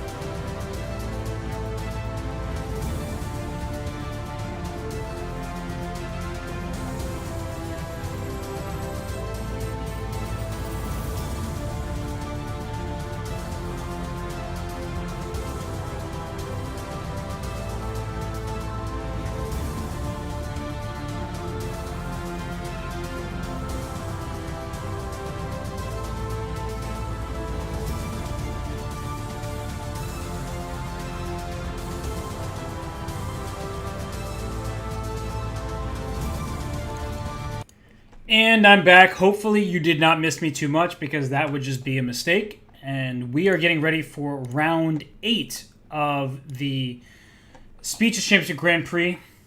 A lot on the line in these tournaments because it's not just about the qualification. Each individual tournament has a first place prize of $750. As you see here, places all the way to 4th, and even the best streamer and best female player get prizes. So it's great to see this prize money for a couple-hour Blitz tournament, and there will be a knockout. The top 8 players will reach a knockout. So it looks like the action is underway. We do have Lavon Panzulaya taking on Arjun Irigase. Arjun, fortunate, it feels like, to be at 7 out of 7 after that last game. Somehow Dmitry Colors, who is such a quick player, lost on time. And now what's going on with Lavon Panzulaya is he's spending a heck of a lot of time on move 2. He makes his first move, and now he spent 30 seconds? Uh-oh, did he lose connection? That would be a very sad way to lose your undefeated record, is by dropping a game because of his connection seems okay based on the 3 bars. I have no idea. I'm trying to figure this out right now. It seems like he's just not moving. So let's move on. Well, if he's not going to move, we might as well. So let's go to Alireza Firouzja with the white pieces against Badur Jabawa. We see the queen come out to b3, where it puts pressure both in the center and on the queen side. Now, the queen side, not really in that much danger, thanks to this great pawn structure. It's not the first time today I've had the chance to talk about a position like this, where black has such good control of the light squares, and only white has the light square bishop. So you're hoping to have the bishop pair, the 2 bishops advantage, but it's not so much of an advantage just yet, thanks to this very compact pawn structure for black aiming towards d5. The triangle sticks out in the center. So white will play for e4. That is the intention. And right now, e4 makes perfect sense, especially with his pawn on g5 under attack. So I think that this would be a good opportunity for Alireza to play for e4. Now black can consider b5. This is thematic. You play b5 not just to offer some trades, but even to play b4 to make e4 more difficult. So I know it's a bit hard to see in advance, but I think that was one of the main ways to go. Whereas this, although you have taken a pawn for black, you've given white control of the center, and there are bishops, and those bishops will want to just break this position open at some moment, and I could foresee this becoming a problem for black. Although bishop g5, not sure I love that move, though I get the point. Here comes e5, here comes knight e4. Maybe this queen will swing to e2 to get out to this pawn on g4. Alireza did it. I should acknowledge that it's probably a good move, and I think that the more that I'm seeing the position clear... Bishop b2. Hey, what? Why is the bishop back to d2? I could have sworn that he was going for e5. Right? Like e5, knight here, knight e4. Perhaps there's c5 and the whole position collapses, and that's why he didn't do it. But that's what I was looking at once he put his bishop on g5. So here comes e5. Here comes queen to e4, attacking this pawn on g4 directly. And that could be a problem for Jabawa, because once I take on g4, I'm going to h4, h5. I'm going to hammer right away at this pawn on g6, and there could be a blistering attack in the very near future. So things will remain crazy here. I'm going to check out on the top board game. Okay, it looks like Panzulaya is back. He's playing. He spent 1 minute 3 seconds on move 2. I guess nobody told him he didn't have to play with time odds in this game. And he's in a very normal position, but has, what, 40 seconds less than he should? And I wonder what was happening there. Still, the position is nice for white. No real risk just yet. You can play h3 to challenge this bishop. You can also consider things like even a4 to try to play a5 and kick this knight away. Instead, d4 in the center right away. Okay, I can support that. This is attacked a bunch of times, and these knights are awkward. And this bishop is not really staring and doing anything. It's staring to a brick wall this way, and this way wasn't under attack. Okay, f4. I would have played f4. You're inviting me to attack your bishop. Please take me here, because now my bishop aims in both directions and threatens bishop to c5. h3, bishop c8. Play f4. Okay, he doesn't want to push his pawn, which I can't fault him for thinking that way. And this pawn is safe and sound in the center. Now he has a knight here with his bishop. This is very powerful. So what he did ultimately might have been better than playing f4 because he didn't have to create some problems for his own king. a4, watch out. Here comes bishop a3, winning this exchange on f8. Otherwise, here comes a5 and maybe even a6, just breaking down this pawn chain that's trying to stay here on the queen side. So let's keep on going as we look across the position. What is happening in Alireza versus Badur Jabawa? It looks like black is up one pawn, and queen d3 is trying to trade the queens off before the king gets in danger. And you can just take and then play bishop e4 and win this pawn. So that, I believe, is what Alireza is about to do here. And then black will maybe even push this pawn to a4 and claim that the outside pass pawn is more valuable than having a pawn closer to the center. Because if you look at white's pawn, only one pawn island. They're all connected over here. And black has two pawn islands, well, three if you count this pawn, but you're going to lose this pawn in a second. So here comes bishop takes d3, and then black will play c5 just to pry open the position, to trade some remaining pawns. And I think that this is what Jabawa needs to claim an equal position. So many games going on. Izoria versus Hikaru. We haven't been here. What is happening in this one? Hikaru with the black pieces. How many extra pawns for black? I see two here, but it's only one extra pawn, I guess. Anyway, this is D. Okay, d2 didn't work yet. Knight f5 takes away the d6 square. So knight e4 stops the pawn. Rook e8. And if f3, can you just take? You can just take. And that way your pawn promotes. So Hikaru is pressing here. He was at 6 out of 7 before this game. He's well on his way to 7 out of 8, except this king is stuck in the corner. And that's really frustrating. Knight d6. So you take d2. Wait, but then there's... No, there's... Is this a... Oh my gosh. Check? I think you check there. I think you check, and then you check, and I don't think the king can escape. Maybe it could have. I don't know.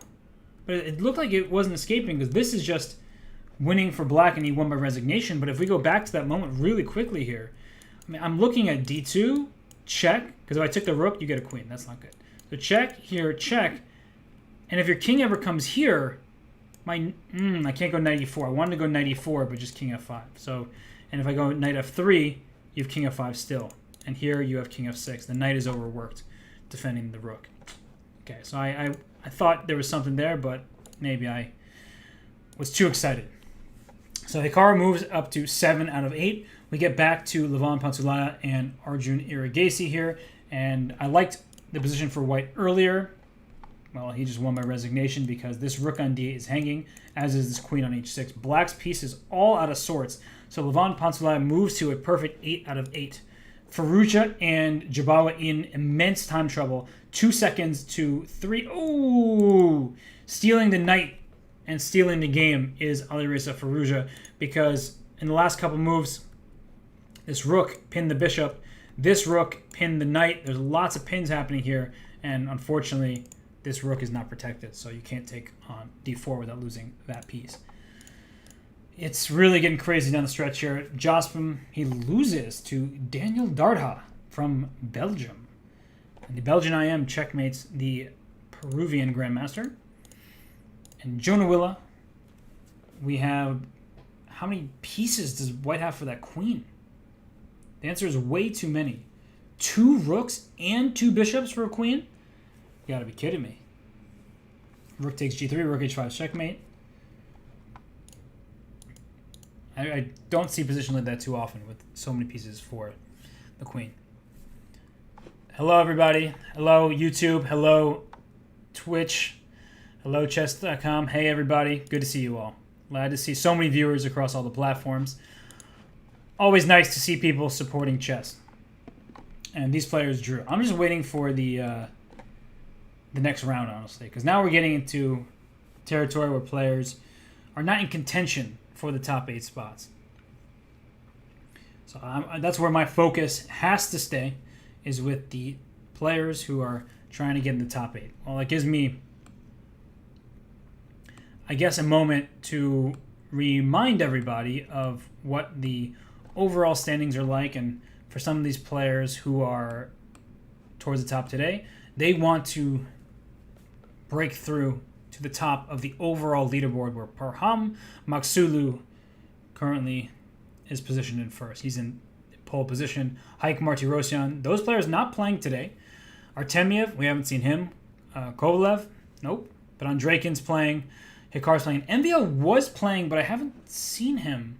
So maybe he lost the game early and withdrew. So we'll see how this ends up after today. We'll see if there was any players jumping into the top 10. Okay, so this game should be a draw. But what should happen and what does happen in Blitz, two very different things.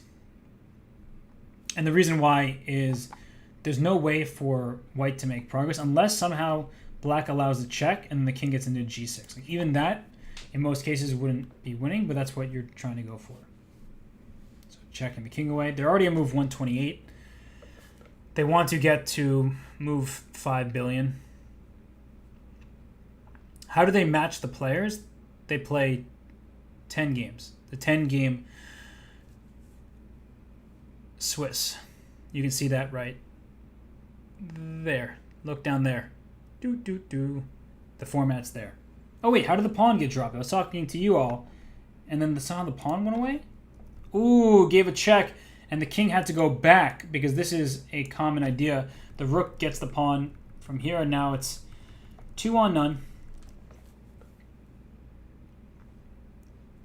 And just maneuvering around a little bit, but you can just go g6 at some point. Also, Grandmaster Vincent Keimer is playing Guess the Move. So you can go on Chess.com and play Guess the Move. And I see you, Vincent. I see you. Shouldn't you be playing your games and focusing on your tactics and all that stuff? But no, you're playing Guess the Move. Welcome, Vincent.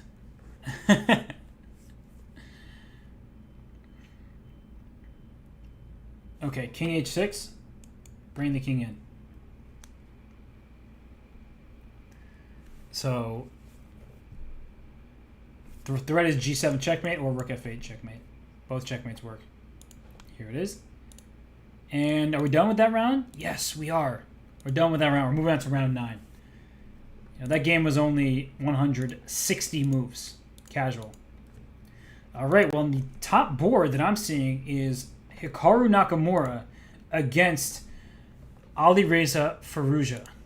So they will go at it.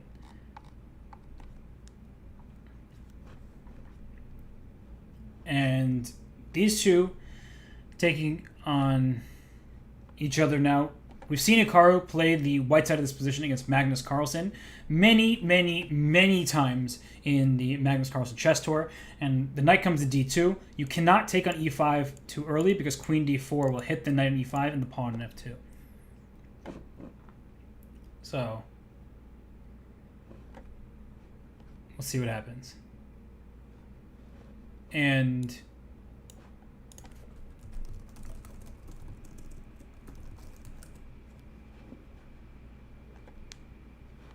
let's see, bishop out to e3. He's training off the dark square bishops. The bishop advantage isn't so important here because it's a closed position. So knights tend to be very good in closed positions. And for those of you wondering, because I'm wondering myself, it seems that Lavon Panzulaya just disconnected before the game started, and that is why he does not have a game in this round. He's still in great shape to qualify for the top, but unfortunately it did seem like he was having some issues with his connection. We saw the bars were going down, so hopefully he writes that for the final game, and he left live chess on his own. So do not want to flame the rumor mill. I'm just letting you know what I'm being told has happened. So he is still in the tournament right now. So back to the chess. The pawn is on a5 here, taking up space, and maybe a6 is the future. If you can soften the c6 square, perhaps that would be useful for white. For now, it doesn't look like you're getting another attacker on c6, so it might just overextend your pawn and create some problems. Instead, f5 played for black, and now f4. There is an issue on the e5 square. There may be an issue down the e-file. So Hikaru trying to pose immediate problems for Alireza here. This pawn e5 under attack. If you ever take, you're left with an isolated f-pawn. So here we see rook to g8, and this bishop would like to come to d5 next. There's an attacking chance here for Farouja. So let's keep on moving down the list. We have Alexander Grishoek, so you should be very happy to see Sasha. I know he has so many fans. Sasha is playing this position from the black side, and what is going on here? It looks like white has so many pawns, but in fact the number of pawns is even. But perhaps it's because just one pawn island for white. You see the connected pawns all across the board, and black is missing a c-pawn. Somehow, to my eyes, it just makes me feel like white's position is better, even if the position is not that way, because it is very solid for black. There are no weaknesses in the position. He went knight to d8 to open up the c file and reroute this knight into e6 at some point. Don't drop your pawn e5. That's a hanging piece. So perhaps you just play f6. This queen's going to slide up to b3 or c4 right away. Okay, and the knight comes to e6. d5 is very well defended. c5 can be played here for white, and the thing about c5 is you're trying to get a passed pawn very quickly. The downside is you're giving up control of the d5 square, so perhaps black can just at some point push this pawn into d4 and even bring this knight into d5 behind the pawn. So let's see how this one continues. I'm going to go over to Arjun Irigase against Swimmer Chess. Swimmer Chess is often doing well in these Title Tuesdays.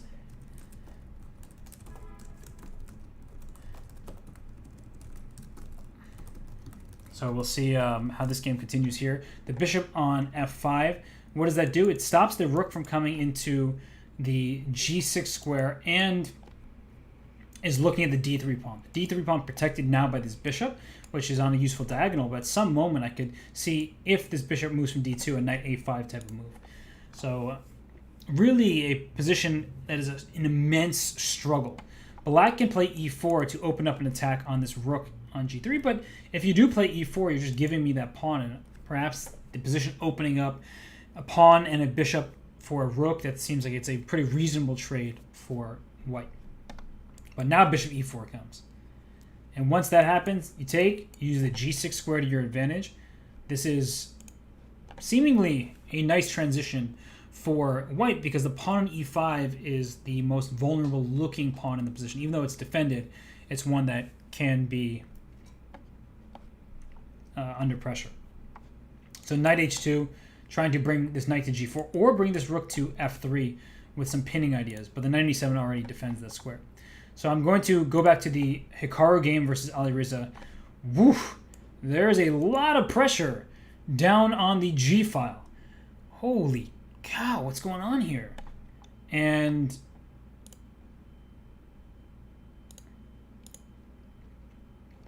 well, this is looking intense, but you have both rooks and the king defending the square. And if you don't actually land a checkmating plan, then what have you accomplished? Well, rook takes a4 did steal a pawn. So can you take on e5? I think you can. And once you steal that pawn, this bishop is just going to be worse than this knight, which will come to d4. And this pawn c6 is hanging with check. This queen is hitting each other. Rooks are hitting each other. Wait. So this queen can be captured, but rook takes e2. You can take on c6 check first, is what Hikaru does. And he takes on here, and after here, queen f3 is coming at some moment with a mating idea, and this rook's under attack. Here we see a transition into b4, and that wins a piece. b4 just wins the game. Knight b5 might actually be a checkmate at some point, but the knight is attacking the a6 pawn. So Hikaru with a wonderful, wonderful win here, and he goes to 8 out of 9. It looks like he's in great positioning to qualify for the top 8, but he will need to probably win his last game depending on how his tie breaks look. Let us go to, oh, Kovalev is playing. I kept saying that, oh, I haven't seen his name. He's not playing today. He just wasn't at the top. Oh, rook takes a3. Rook takes a3. That's a problem. Now you win on a2. So Onashuk is just crashing through here and crushing. Take on b3. Thank you for your pieces. I don't mind if I do, and now I'm going to checkmate you. Your king on a1 is toast. So Kovalev, it looks like his run towards the knockout kind of over at this point. Let's go back to Grishoek. Well, Grishoek is down a couple pawns here. So who is this? This is Mikhail Demidov from the Moscow Wizards, or the Russia Wizards now, I should say. And he has a very good position. He does have to be careful because this rook on b2 is powerful. e3 is an idea. Oh, so he let e3 happen. Now you... Okay, the problem is if you take... This one's covered... This. Okay, so what's happening here? Knight d3, rook b3 looks reasonable. Ah, but this pawn was hanging with check. Nope. Everything is hanging here. How did he get out of this? So now it's a knight and 4 pawns against a rook and 1. White is much better here, if not objectively winning. But the king is now starting to attack these pawns. Like, Sasha has done everything right lately. Now keep attacking these pawns.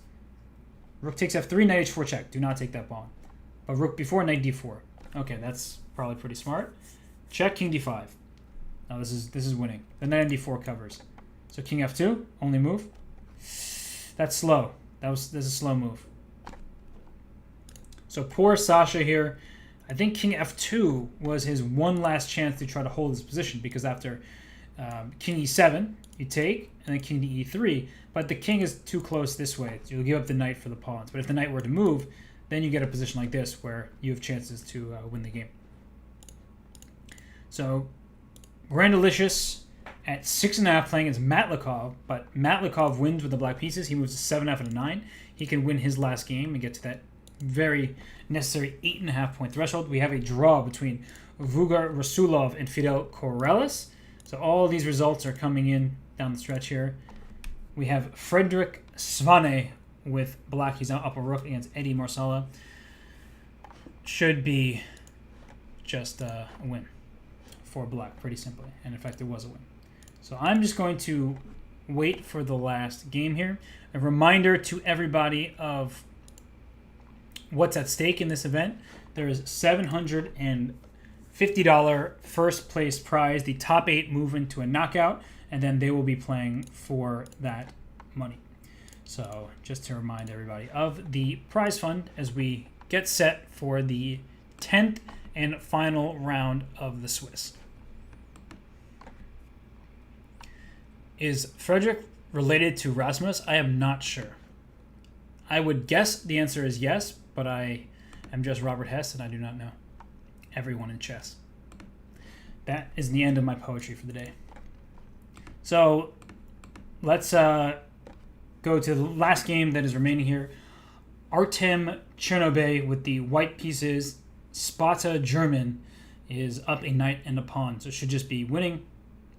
Just don't walk into any stalemates. That would not be good. Instead, you win on time. So we get it. We have the final round. We will see some quick draws, I am sure, as we see every single time we get the Speed Chess Championship Grand Prix. Hikaru versus Kulik. Well, actually, for Hikaru, it doesn't make sense to make a draw. You don't know how his tie breaks match up against the others. And there are many people at 7.5. So because there are so many people there, we might not actually see too many draws. I'm going to pull up as many games as possible. That way I can keep an eye on when the results happen. And Lavon Panzulaya, he is back. He has the black pieces against Alireza Firouzja, not the pairing he wanted. By the way, we have a draw between Bilodeau and is that Kirill Alexenko? Let me open that real quick. That is Kirill. Hey, you snuck up there. So Kirill makes a quick draw. We do have other games with 8 players with 8 points. We have Hikaru playing the white side of a French, and we've seen this from him today where he quickly had bishop d3 and f5. So because Demidov has put his pawn a5, you know that he wants to play bishop a6. So this is very smart play by Hikaru. Is he didn't want to play bishop to d3 and allow bishop a6 right away. Now with bishop a6, you can drop this bishop back if you'd like. So he kind of waited till he felt there was the right moment to bring the bishop out. I guess it's smart play by Demidov nonetheless. As you see, f5 not possible, g4 not possible just yet. The pawns are taking away the forward opportunities. Let me highlight the pawns. Stop moving so quickly. the forward opportunities from white. And look, c4, here comes b5, here comes b4. And on the other side of the board, Hikaru will try to play king g2, h3, g4, and all this stuff to push his pawns forward. What is going on in this game between Onashuk and Irakli Akvladiani? Tried my best there. And this is a position where black doesn't have the fianchettoed bishop, and this bishop can come into g7, the rook will come to g8, and I would just retreat my bishop on the diagonal. That seems like a very smart play to eliminate black's ability to castle. So bishop g7, rook g8, bishop c3, for example. That looks like a better square than b2, just taking control of both diagonals. And if queen c7, you'll have to play g3, then black will castle queenside, and it's a very complex battle. So bishop f4, e5 played by black now. Okay, rook e1, pinning this pawn here. But can black not just castle? And bishop g3. So there's a problem on the e5 square. But black can start with rook to e8. What a weird position this has been, stemming from a Sicilian. This is one of those positions where black has open squares, dark squares in front of the king, but not easy to get to them. And that's at least the hope. And e4 is a possibility for black as well. So h3, you're going to move the knight back. There it goes. Maybe this knight can even come to h5. Well, not now. You don't want to go there. Actually, yes, you do. Because g4 doesn't work. You can just take on d3. So I was worried about g4, but after here, queen takes g4. There's queen f4 barely holding on because the pawn on g4 is pinned. So you actually have to really see all that. Queen e6 was played instead, just defending in a much more calm way. I think that's a good move. So Onashuk has his hands full. Let's go back to Hikaru. Things have changed. The position has opened up. He has been able to get his pawn to f5. You see that the h and g file is now open. There were trades on g4 and then on f5, and the pawn kept marching its way towards the f5 square. So this position is clearly better for white, but there may not be enough material remaining to play for so much of a win, because you're going to protect your pawn on f7. That's the key here. And white can consider playing knight to g5 and queen to h7, trying to pile up on that pawn. So that is what I would fear if I were Demida over the black pieces. But instead, he continues to bring his pieces around. The bishop on d2 does well to defend this pawn. And after queen to h7, this king can drop. The queen can drop. I don't know, I just feel like white is the one who's continuing to push forward here to press against black's setup. And it's passive, but it may just work out. So let's go back to Alireza Firouzja against Lavon Panzulaya. We see that there's a knight on d4, and I want to play c3, but I know that I dropped a pawn. This knight can also hop back to b5. It is black's turn. I'm just trying to think what white is threatening. So f5 was played by Panzulaya, and if you take, I guess this knight takes, because you need to protect the pawn on e7. So knight takes is forced, and the good news for white is there's the rook staring down at this backward pawn, which will never be a truly safe and sound. It's a pawn that will remain unhealthy for the remainder of the game. I would play c3. I don't like this bishop here. I want to kick that bishop out. There, he does it. The problem with c3 is at some moment that pawn on b3 can become more vulnerable, but this bishop can also go to c4 as necessary, and this pawn on a6 is actually attacked twice. So you could even consider taking it right now. Knight came to d3, knight to f4, knight to e6. A very direct plan for Farouja. Back to Nakamura's game. We just want to make sure that we catch as much of the action as possible. Knight to h7. Bishop under attack. This bishop needs to go somewhere, but it can't go here. Wait, take? And queen h7? You're going in for the checkmate. But do you get there? Because the king has to go back to e8. So here, queen h7. Okay, bishop a3 check. And the problem is if your queen goes away too far, you're giving up some control over the b file. And that's what black is really hoping for. So the king came to c1 first. I like that. That was really smart by Hikaru. But that's another smart move, keeping the queen stuck to c3. So both of these guys are really playing some great chess thus far, showing you how to improve or how to stay put.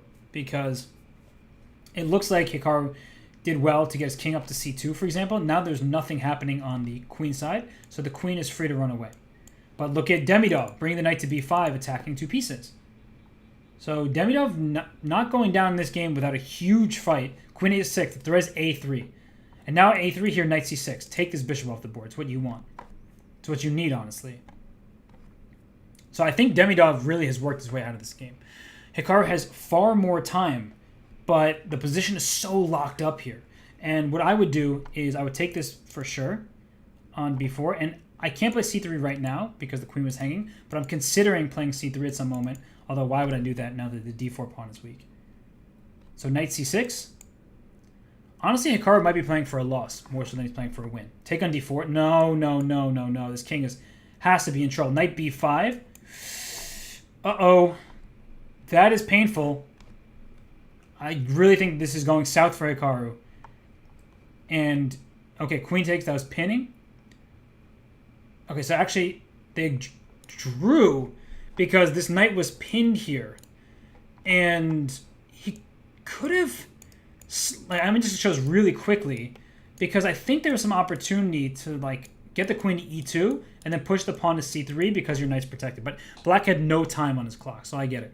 So we'll move on. Alireza Firouzja won his game. This game concluded in a draw. That is fortunate for Hikaru at that point. And we have Grishoek taking on Irigase here. This is a win for white. And the reason why is you play f6 check, and either the rook needs to be distracted off the c file or the king has to be distracted off the last rank. Here, f6 check is completely winning. If you take, there's rook f8. If king f7, there's rook h8. You win the rook back once black took. So it looks like Grishoek gets through and is in first place. He is in the top position. And how many more people do we have here? We have, okay, Grishoek with the black pieces taking on Badur Jabawa. Jabawa needs to somehow fend off Grishoek's pawns. He's not going to be able to do that. And even still, the best that Jabawa can do from an objective point of view is a draw, and not when you get down to 1 second left. That looks like you're just going to lose in a move here. And he lost some time. So Grishoek makes it through. I will look at the standings. You won't know the final standings until all the games are done. So where people are in tiebreak order, it may change with the final game. So this is these games are all irrelevant at this point. So we'll just watch. Well, no, we're not going to watch this. It's queen versus queen. I will watch this one instead because this is far more interesting. Oh, that's checkmate. This looks so interesting. This was a rook and 3 pawns as a queen, and that king is checkmated. Oh, that's painful. You don't see checkmates like that very often. That's like a smothered checkmate all the way up the board here. Wow. Oh my gosh, that is a rare sight. So we have just a few more games left. They don't impact the standings. So let me look at the standings. Let me actually take a peek there. So Grishoek in first. We have Bilodeau, that is Kirill Alexyenko. We have Gwynplaine, that is Boris Grachev. We have Hikaru. I don't think you need to find out who Hikaru is. You have Demidov, Kuzubov, Farouja, Arjun Irigase, and then there's Pravin Balakrishnan, Pravin B. And I am there with 8.5 out of 10, but it looks like he's going to be on the outside looking in, unless when the final standings are locked in, he could be the one who sneaks in if some result happens. Oh, he is!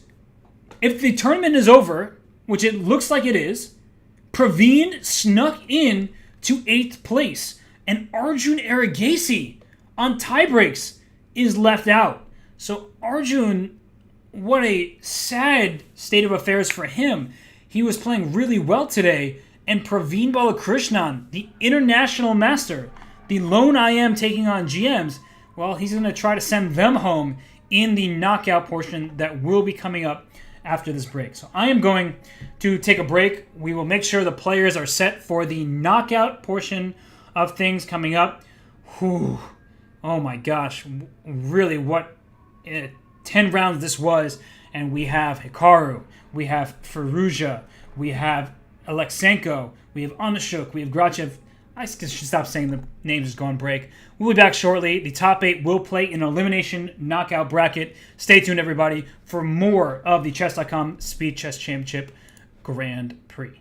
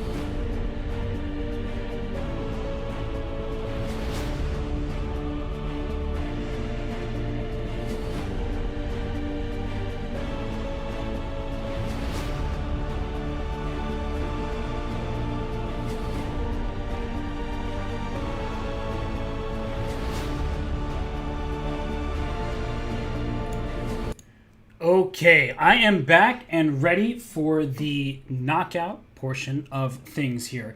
I have Pravin Balakrishnan on screen. He is the international master who placed 8th overall in the tournament.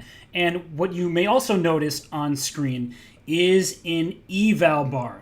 It is anathema to me. I am not happy about it, but I am doing it, and I'm doing it for the people. I still cannot see the moves that are suggested, but I am putting on the evaluation bar because when all is said and done, I guess to some extent I am a man of the people. So you're welcome. And let me just make sure I follow all of these players real quick so that I don't miss out on what's about to happen, as the games should start any moment now. Why do some of these players have such long usernames? Why did they do that to me? Now I gotta type a lot. I just did everybody a favor, and they're doing me no favors. But I'm ready for the action to begin when it does. And Hikaru versus Aleksenko, that's an awesome pairing.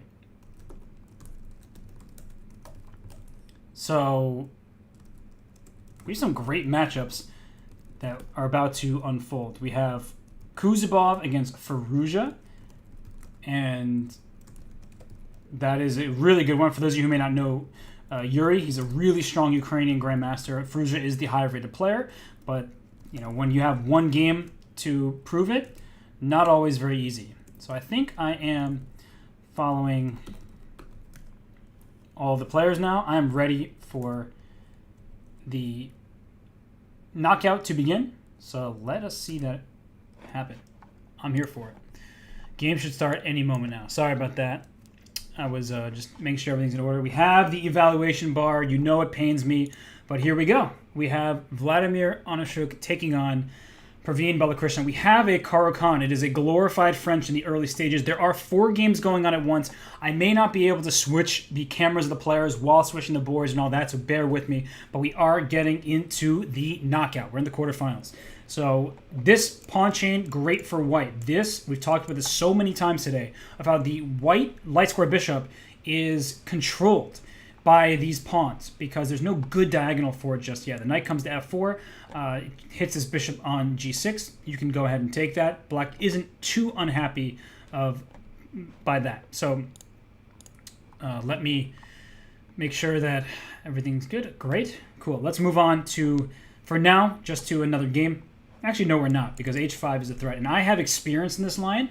I played this position as the white side against Evgeny Postny, as well as Igor Henkin. And actually, it was one of my better wins, not to flex or anything. But I won a game in this position from the white side. So it's a pretty cool line. We're trying to play h5 and maybe even h6. So that's the idea. Black is trying to figure out how to stop that idea.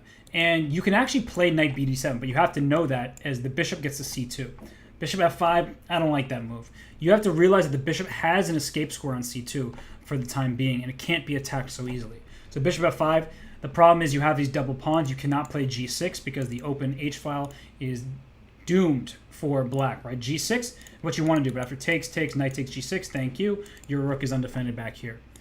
So unfortunately for Pravin, he's in a tough spot right now. He is with the double pawns. His opponent has the bishop pair, and this pawn f5 is under attack. But I like that he castled, and we'll try to bring his rook to e8. So let's move on.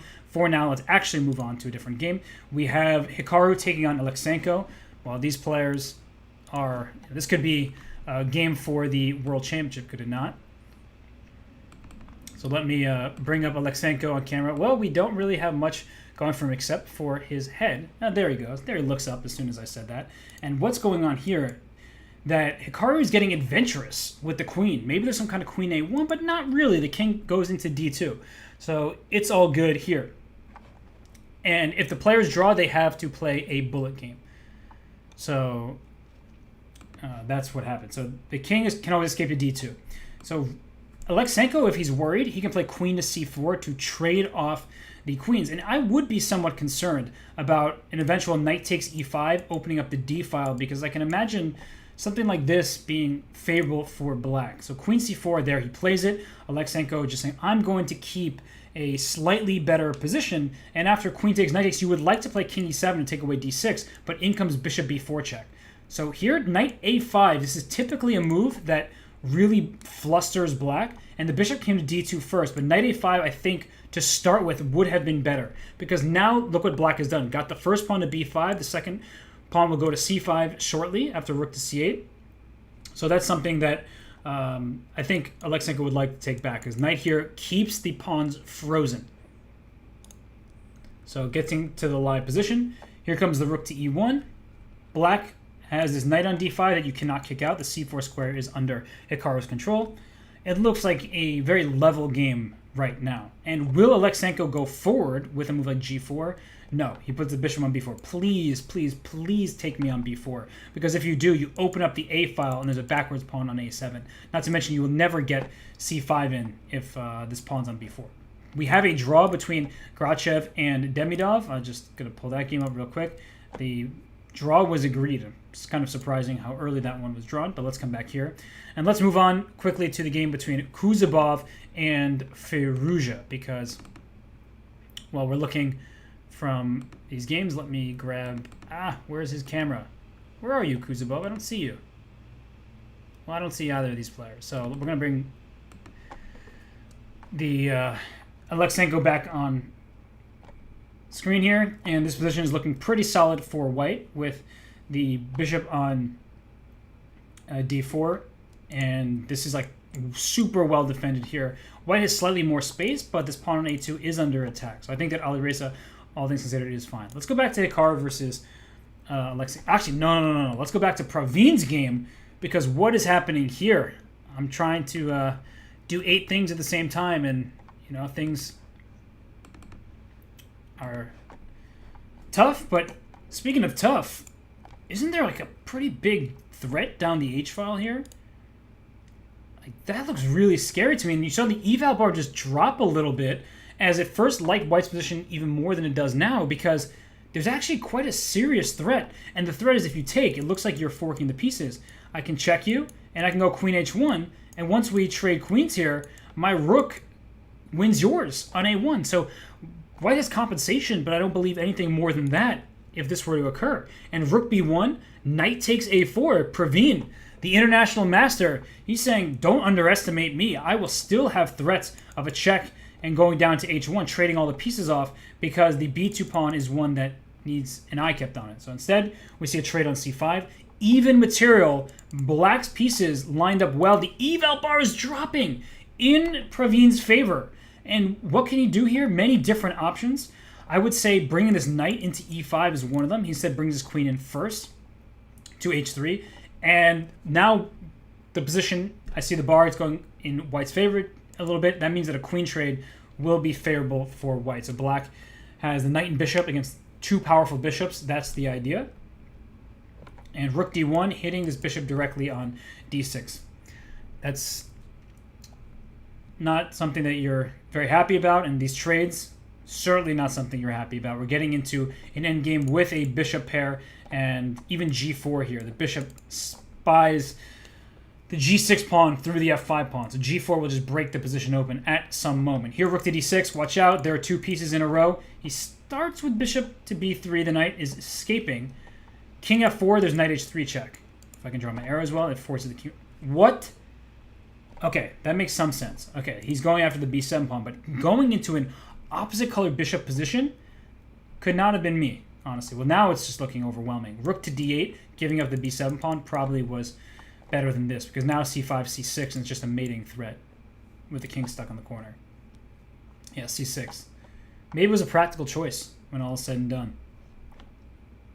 b6? Threatening to take here with mate, and you can't take on c6. A b6 just wins the game. And 19 seconds on Anashik's clock counting down. He plays b6. So unfortunately for Pravin, this one is not looking like it's going his way. Not at all. This pawn is gone. And check, and c7. And actually, rook a8 check. Be fancy. Rook a8. Oh, rook a8 first was checkmate on the spot. By the way, Hikaru did win his game against Aleksenko, and Kuzubov beats Farouja. And the mate I was talking about was here. Rook a8, king takes c7. That is check and mate. That would have been the end of things. But what Anashik did was good enough. So we do have one match I should say, heading to tiebreaks. That is Grachev and Demidov. We'll take Pravin off the screen. He doesn't need to be shown anymore. Let us get Demidov as he's hanging out. He's getting ready for his bullet game. That's what's about to happen, is bullet between Grachev and Demidov. Here we go. Let me flip the board around. And no, the position is not plus 20 or whatever this is saying. Let me refresh my page. It's clearly catching on to the last game, and here we go. Okay. Why is it? I'm only following one of these guys. Let me follow Grachev as well. But you see the position out of the gates here.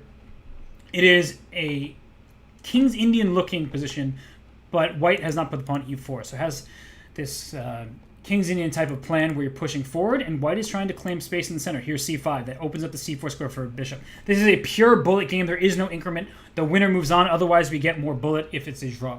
So g4 played, gaining more space. f4 hangs the g4 pawn, and you don't really want to play knight f6 and give up this pawn anyway. So g3, if you take with a bishop, there was f4. So we took with the f pawn. Looks ugly for now. It is an extra pawn. Black giving away pieces, saying, here, take a couple pawns, but give me the e5 square. Let me open up the a file for my rook. The c5 pawn can be captured with check now.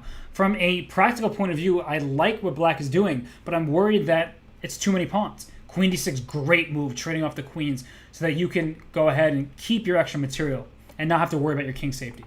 So what can black do now? Bring the next knight into e5. You know, that's reasonable. Bishop d4. If the king goes to h1, knight comes to e5. Perhaps there's some pressure down the h file. Instead, we'll see rook takes f4 and then bishop e6. That way we can recapture on f8 and go for the f file. So bishop d7, that seems too passive for my taste. And 20 seconds for white, just under 16 now for black. Bishop g4 played, offering an exchange of piece. Oh, blundered a piece in the center. So now it's just going to come down to the clock. White is winning objectively, but if Demidov can be the faster bullet player, he has a chance here. I don't think he will be. Rook to b4, okay, good. But look at the time situation. White still several seconds ahead. Knight g4 hits the bishop. The pawn c6 can be captured. And if you take on c6, there's rook to g6 to follow. So g3 plays, setting up a mating net. That's what he's going for. He was trying to set up a mating net. Here comes the king back to h6. The king wants to get out of here. Black down to 4 seconds, but moving quickly now. Take on g3. Blunder the rook. Try to pre-move. Didn't work out. And Demidov is, unfortunate for him, we have him on screen. It looks like he is the one who is losing this game. Yes, he has lost, unfortunately for him. That is Boris Grachev with the speed and the strength, and he does go on to win this game. And, well, we'll let Demidov get off camera for a second, but to remind everybody of what they're playing for, now that the Final Four, the semis, is set, we have these 4 players playing for these cash prizes. They want to earn their money here. Unfortunately for Demidov, we had him on camera. He has to sit it out, but that's what's happening. Grachev sitting in the dark, by the way, and he is the winner. So with that, we're going to a quick break. We are going to set everybody up for the semi-finals. You see on the left-hand side of your screen here, Vladimir Onishuk wins against Pravin Balakrishnan. Yuri Kuzbov with the upset by beating Alireza Firouzja. We have Boris Grachev taking down Demidov in bullet. And finally, last but certainly not least, we have Hikaru Nakamura moving on to the semis, and he will face Boris Grachev. We'll be back in a few minutes now. Stay tuned for more action from the Speed Chess Championship Grand Prix, brought to you by Chess.com.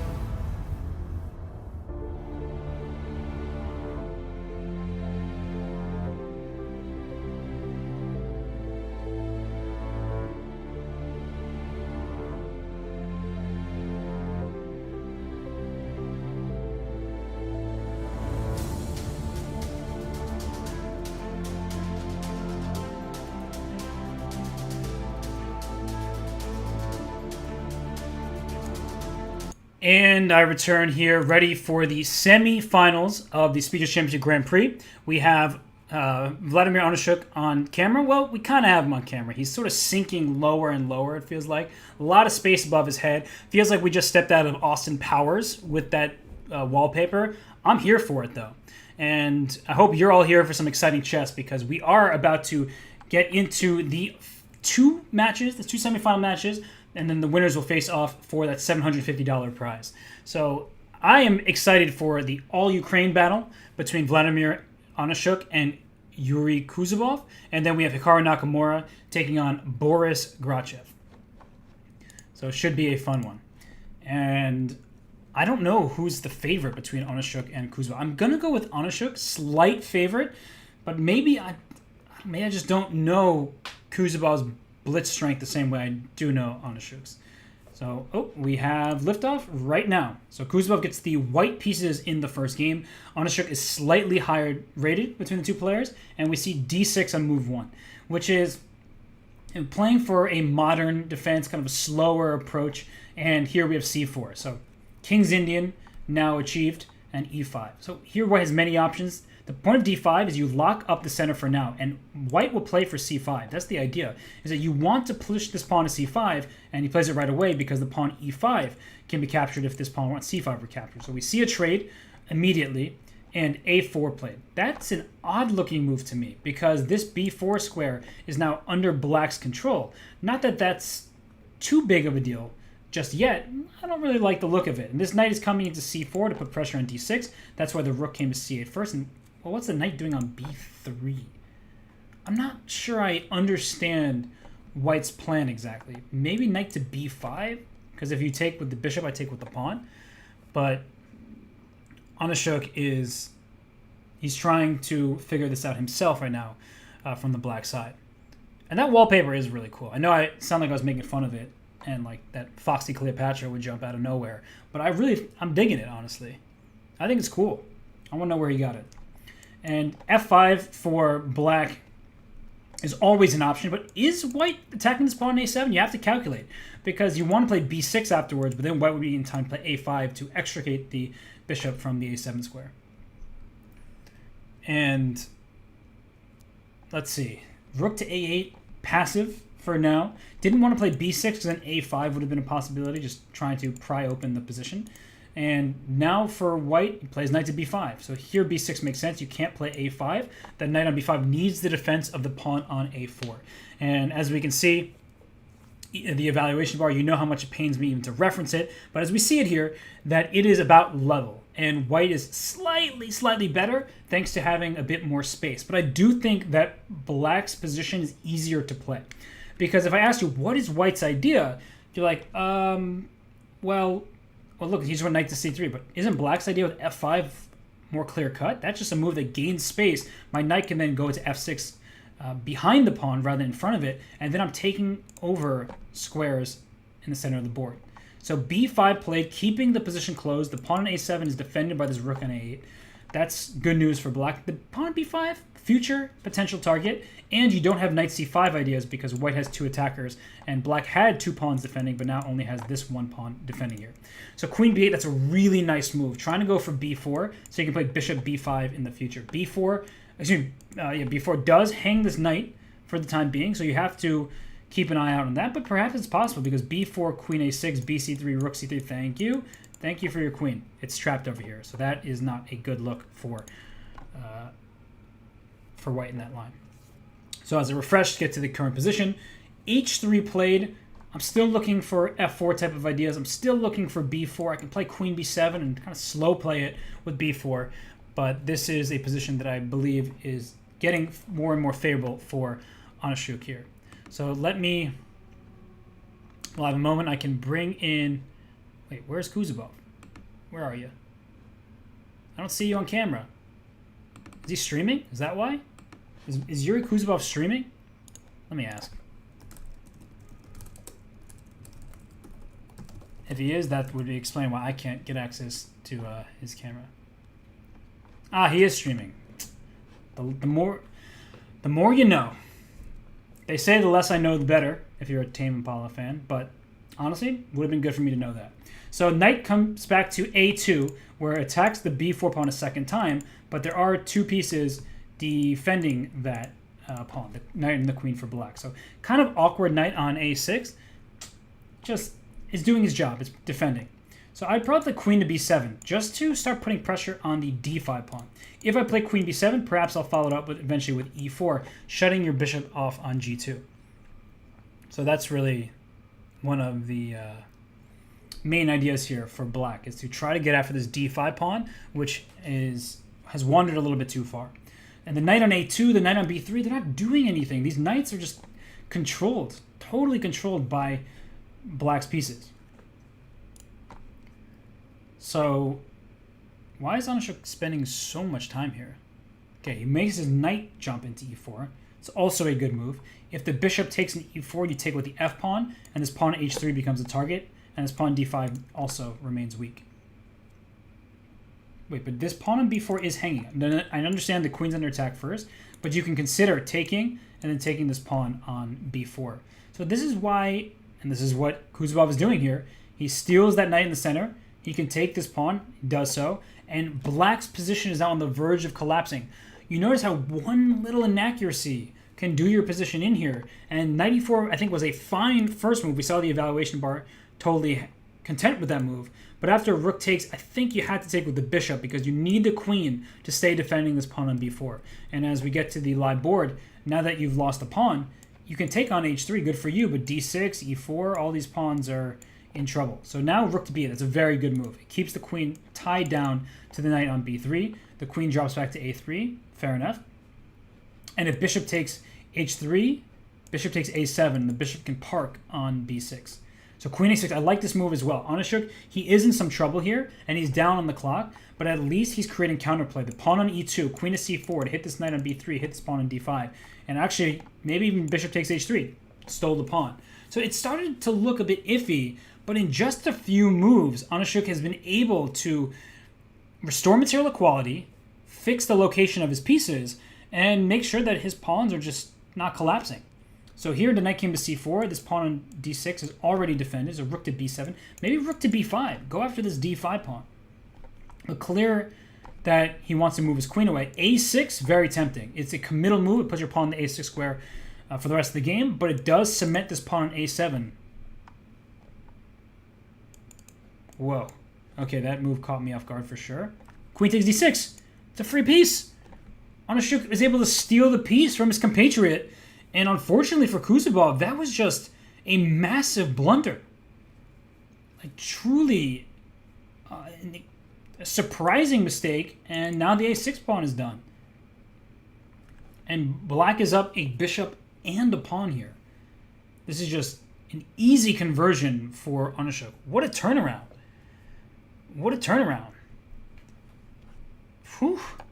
So that's game one in Grishoek's favor, and he gets the white pieces in game two, and all he needs is a draw. That's it.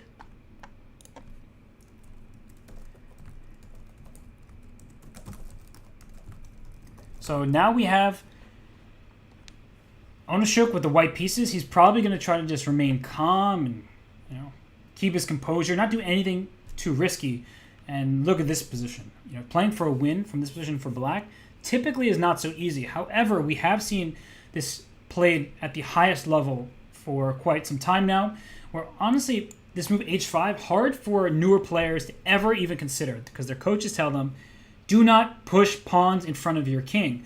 But in some of the main lines, black does play h5, really to stop white before the pawns can push. This is a different line, so it's not necessary. And I think that Grishoek has done the right thing by trading pieces. He only needs a draw. He has the superior pawn structure, as his pawns are not doubled like black's are, these f7, f6 pawns. So this is just a nice looking position for white. Nothing that is weak. No hanging pieces, no vulnerable squares even. So that's what black is going to try to do, is quickly create a weakness here or there to try to push forward, because otherwise, how can white complain about this position? Trying to trade rooks off. I don't think this was the right opening for Kuzbov in a must-win situation. So now you can just trade the queens off. Keep trading. If you're honest, look at the evaluation bar. Slightly better for white. You might see that in the 0.3, 0.4. Here it says complete zeros. But I don't really see white getting in any risky situation. b5 was a good move because now the knight's trying to get to d3. And that can be an annoyance. So the bishop can slide all the way home to f1. That way you keep the d3 square under your control.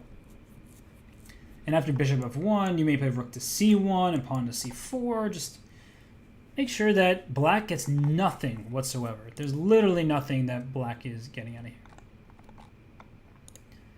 So,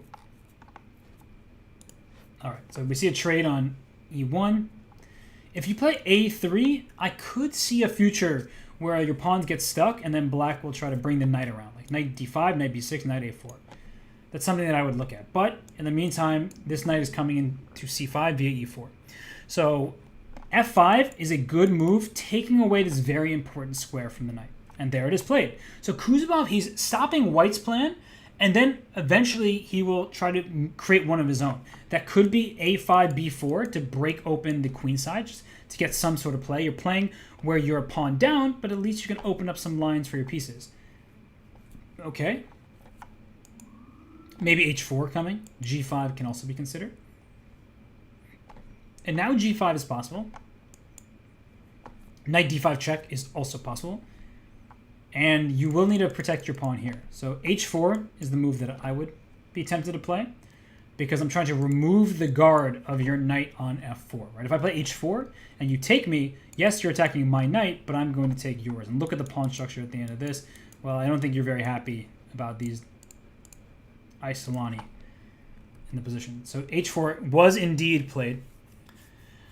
That was the choice. And you can play f6. Probably the right choice by Kuzubov to keep the position closed. Instead, knight to g6. You cannot take a pawn. It's not free, as f4 would have happened. Now the king came back, so that if you take on h4, I take on h5. So it is a trade of pawns. And knight takes h5. It's probably a good trade for white, because now your knight is more active here. And your bishop can just run out to d3. And the knight was on f4 before, which was a pain. Now the knight's on h4, but it's not really doing anything. So bishop d3 is a free square. Now the knight isn't taking advantage of it. Okay, king e7. This rook can come to h8, but then the knight can even come to g7 to take this bishop on e6 if necessary. So bishop d3, rook to h8. Could even consider g4 there. Just need to think about that a little more. Actually, g4 was a blunder. I'm going to show that really quickly.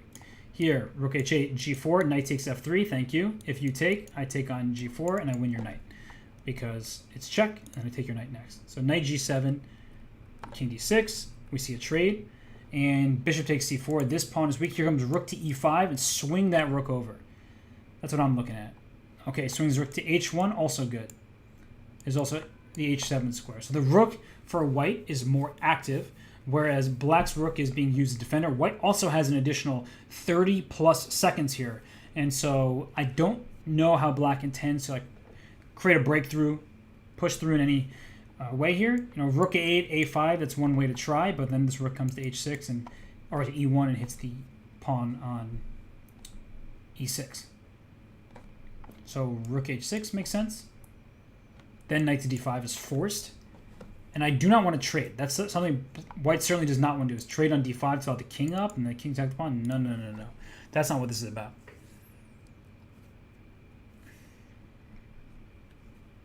But Onishuk is smartly thinking here. He has plenty of time. He's up now 15 seconds, counting down to 10.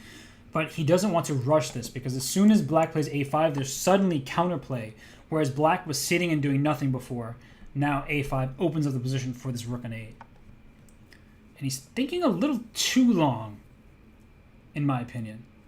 It's actually concerning me for his chances. So rook h6 was played, and rook h7. So is a5 the move? Or a5, there's b5. Oh, that's actually sneaky. b5, if you take, bishop takes, rook d7 is a checkmate threat. Get knight e7, though. Don't get checkmated. Do not blunder this checkmate. I've cursed people enough today. See it! Don't blunder it. You see it. I know you see it, Yuri.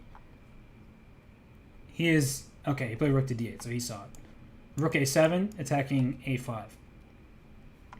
And black can play f4 and try to get this knight into e3. That's one of those ideas where instead of just sitting and protecting your pawns, you give up a pawn for activity. So knight c7, take this pawn a5. And with this simplification, it makes the drawing chances much higher. And if that's the case, then Grishoek will be very happy. So, good idea. There's some kind of discovery somewhere, but it doesn't actually do anything. The king just moved back. So you're not scared of that. Bishop f1, king d6, okay. So rook h3 to attack this pawn. This knight in c7 is really restricting white's pieces. So rook h2, you need to attack something though. Okay, that's a good start. Here is this pawn's under attack. We have g4, this rook takes g5. Take on g5. Liquidate. Trade off the pieces. And that's what Grishoek was able to do just now. Bishop d3. And then there's knight d5 stuff. So king d3 was more precise. And now take on g4. And now white probably will actually just win this game. And a draw and a loss were the same match result for Kuzubov. So, you know, what's the point of making a draw if it costs you the match? You might as well lose the game. And here comes the g-pawn. Objectively, I don't think this position is lost yet. But I just think that he will lose the game based on the match situation. I don't think he cares so much about his 4 rating points or whatever on Chess.com. So king d6, g6, good. And this knight is dominated by this bishop. That's the problem. And if knight e8, there's bishop b5 or bishop takes e6. So the knight can't even go to e8. 2 seconds, 1 second, barely got to move off. White can just move the king back and forth. You can play for a win with king e5. Why not? Oh, king f6 and you win. Rook one of these squares. And you take it, and you take it, and you promote. I told you white was going to win this game. Nothing really to be done. So Grishoek wins the match 2-0. I like his mug too. Is that a heart on his mug? He's fashionable. That's what we just saw. So he's gone.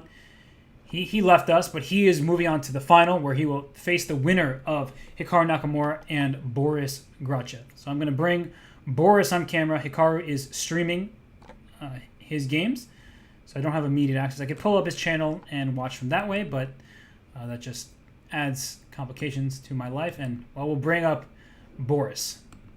Here he is. He's in the dark. He's ready for his game, it looks like. Or ready to go to sleep. I'm not sure which one.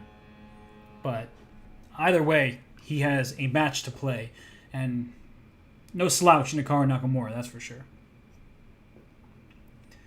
So, probably going to start in just a minute or two. Just waiting for a word from the team behind the scenes. As we have the second semifinal about to take place. And no liftoff yet. I think they're just talking to the players. It seemed like Boris was reacting to something. So he's wearing a hoodie. He's ready to go. And we wait for the next game to take place on a blank board. And here we go. We have liftoff. Hikaru Nakamura gets the white pieces in the first game. And Boris starts with the Sicilian. And, well, knight out to c6. You're challenging the center right away. We could see the move g3. It's a very popular move here. There are a number of good plays at this point for white. And he takes on c6 and plays bishop d3. So this allows black to expand with d5. And the good news for black is you have a very strong center here. The bad news is you never want to take on e4.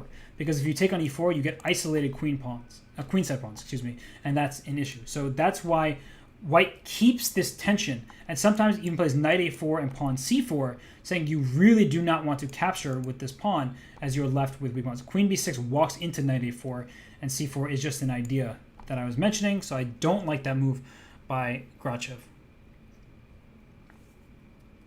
Boris is a very good player. Unfortunately for him, If he wanted an easy match, he wasn't going to get one. Not in the Speed Chess Championship Grand Prix semis. No, sir. And here's c4.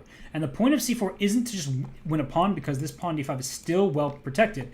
But here comes a rook to c1, trying to take over the c file. And bishop a6, you're actually not really threatening anything, because you still do not want to take on c4. It's really frustrating to have this kind of position.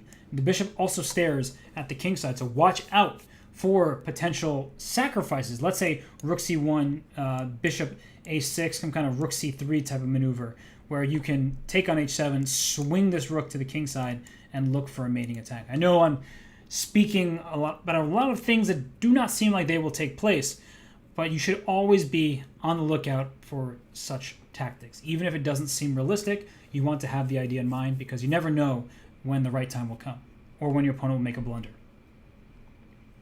So here, rook to c8. You can also just play much more calmly and naturally. Rook c2 was played. I think the rook c3 was asking for too much. This knight could have always gone back to f8. And here we see a capture.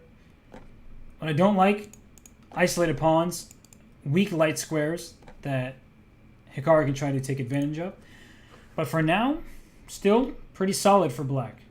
There's no checkmating initiative, nothing of that sort. Queen to b7, swing that queen in line with the bishop, and things could start to turn around. Not that black will be better, that's not what I'm trying to get at, but just that it feels like the game is progressing more naturally for black, whereas for white you already have to deal with this idea with bishop takes g2. So we'll see how. So f4 played, and maybe knight to b6, offer an exchange of knights. Your knight on d7 not really doing anything, and this knight on a4 is a bit annoying. So well done by Grishoek. If knight c3, you have c4, just to trade off your isolated pawn and open up a new diagonal for the bishop. So knight takes b6, queen takes b6. Do not blunder c4. That's why I put the bishop on c4. Black was trying to open things up, but here a4. Speaking of opening things up, play a4 to open up the a file for your rook. And okay, actually, the d5 pawn would have been hanging on d5. Instead, he plays this way, but I think a4 is the move. I think you just want to play this move to open up the queen side. Instead, he trades everything, perhaps thinking this will be an easy hold for him, and objectively, the position should be okay for black. But practically speaking, you have this pawn on a5 that is a problem. So that's on a dark square, and there's a dark square bishop for both sides. So looking pretty good here for white. Just a better position, no risk at all. Black has these pawns that need to continuously be defended here. And here goes the sirens. They're here for the pawn structure. I'm doing well, though. Thanks for asking, everybody. Thanks for making sure that I'd be okay. But queen to d1, that's a move I would consider, but I know that I'm giving up the a5 pawn. So that's something that you have to be really careful about. So h4 played. And, well, what now? Okay, queen e4. Queen d1 now makes much more sense to me. But there's still this capture here. So g6, making sure there's no f5, and the king given e2. So the queen on d8 doesn't actually spy anything on the d file. In fact, all of the important squares are under control. So white could consider bringing this queen to b7 or some kind of square like that to start getting aggressive, start going after the pawns, and maybe there's queen a4, but then you give up the d5 square. So that's what is preventing white from just pushing forward. Is if you ever move queen a4, queen b7 is annoying to deal with, and bishop d8 can happen, protecting the pawn. Okay, so queen a6 check, queen f1 tempting, but then bishop takes a5 to keep calculating things like this, and it should be completely fine for black, but yeah, it's just not a risk that I was saying not a risk he wants to take, and he does it. So what do I know about his risk aversion or not? So took on a5, queen f2 check. If bishop d2, he's going to play c4. That's his idea. is to try to get this bishop to b4 with a pin. Wow, that's really loud. Those are sirens really getting after right now. Hopefully everything's okay. I assume it is, but it's just the life in New York City. Lyrical chess, I'm doing well, thank you, though. So c4, woo! King comes up to c3 to stop bishop b4. And the bishop b4, the king will take. You take the bishop, and this pawn is hanging, and white will end up a pawn to the good. So queen g1 hitting this pawn, h3 should be played and played quickly. Hikaru up 20 seconds. So Grachiev will need to figure out a way to just make a draw either by some kind of repetition or perpetual check. Otherwise, he's the one getting in some serious time trouble. So queen a6 check. And the queen come back to a1. The king, I don't think it really has anywhere good to go. But the king's going to try to like snake its way back. So king e3, king here. So check on d1, check on f1. Where's this king going?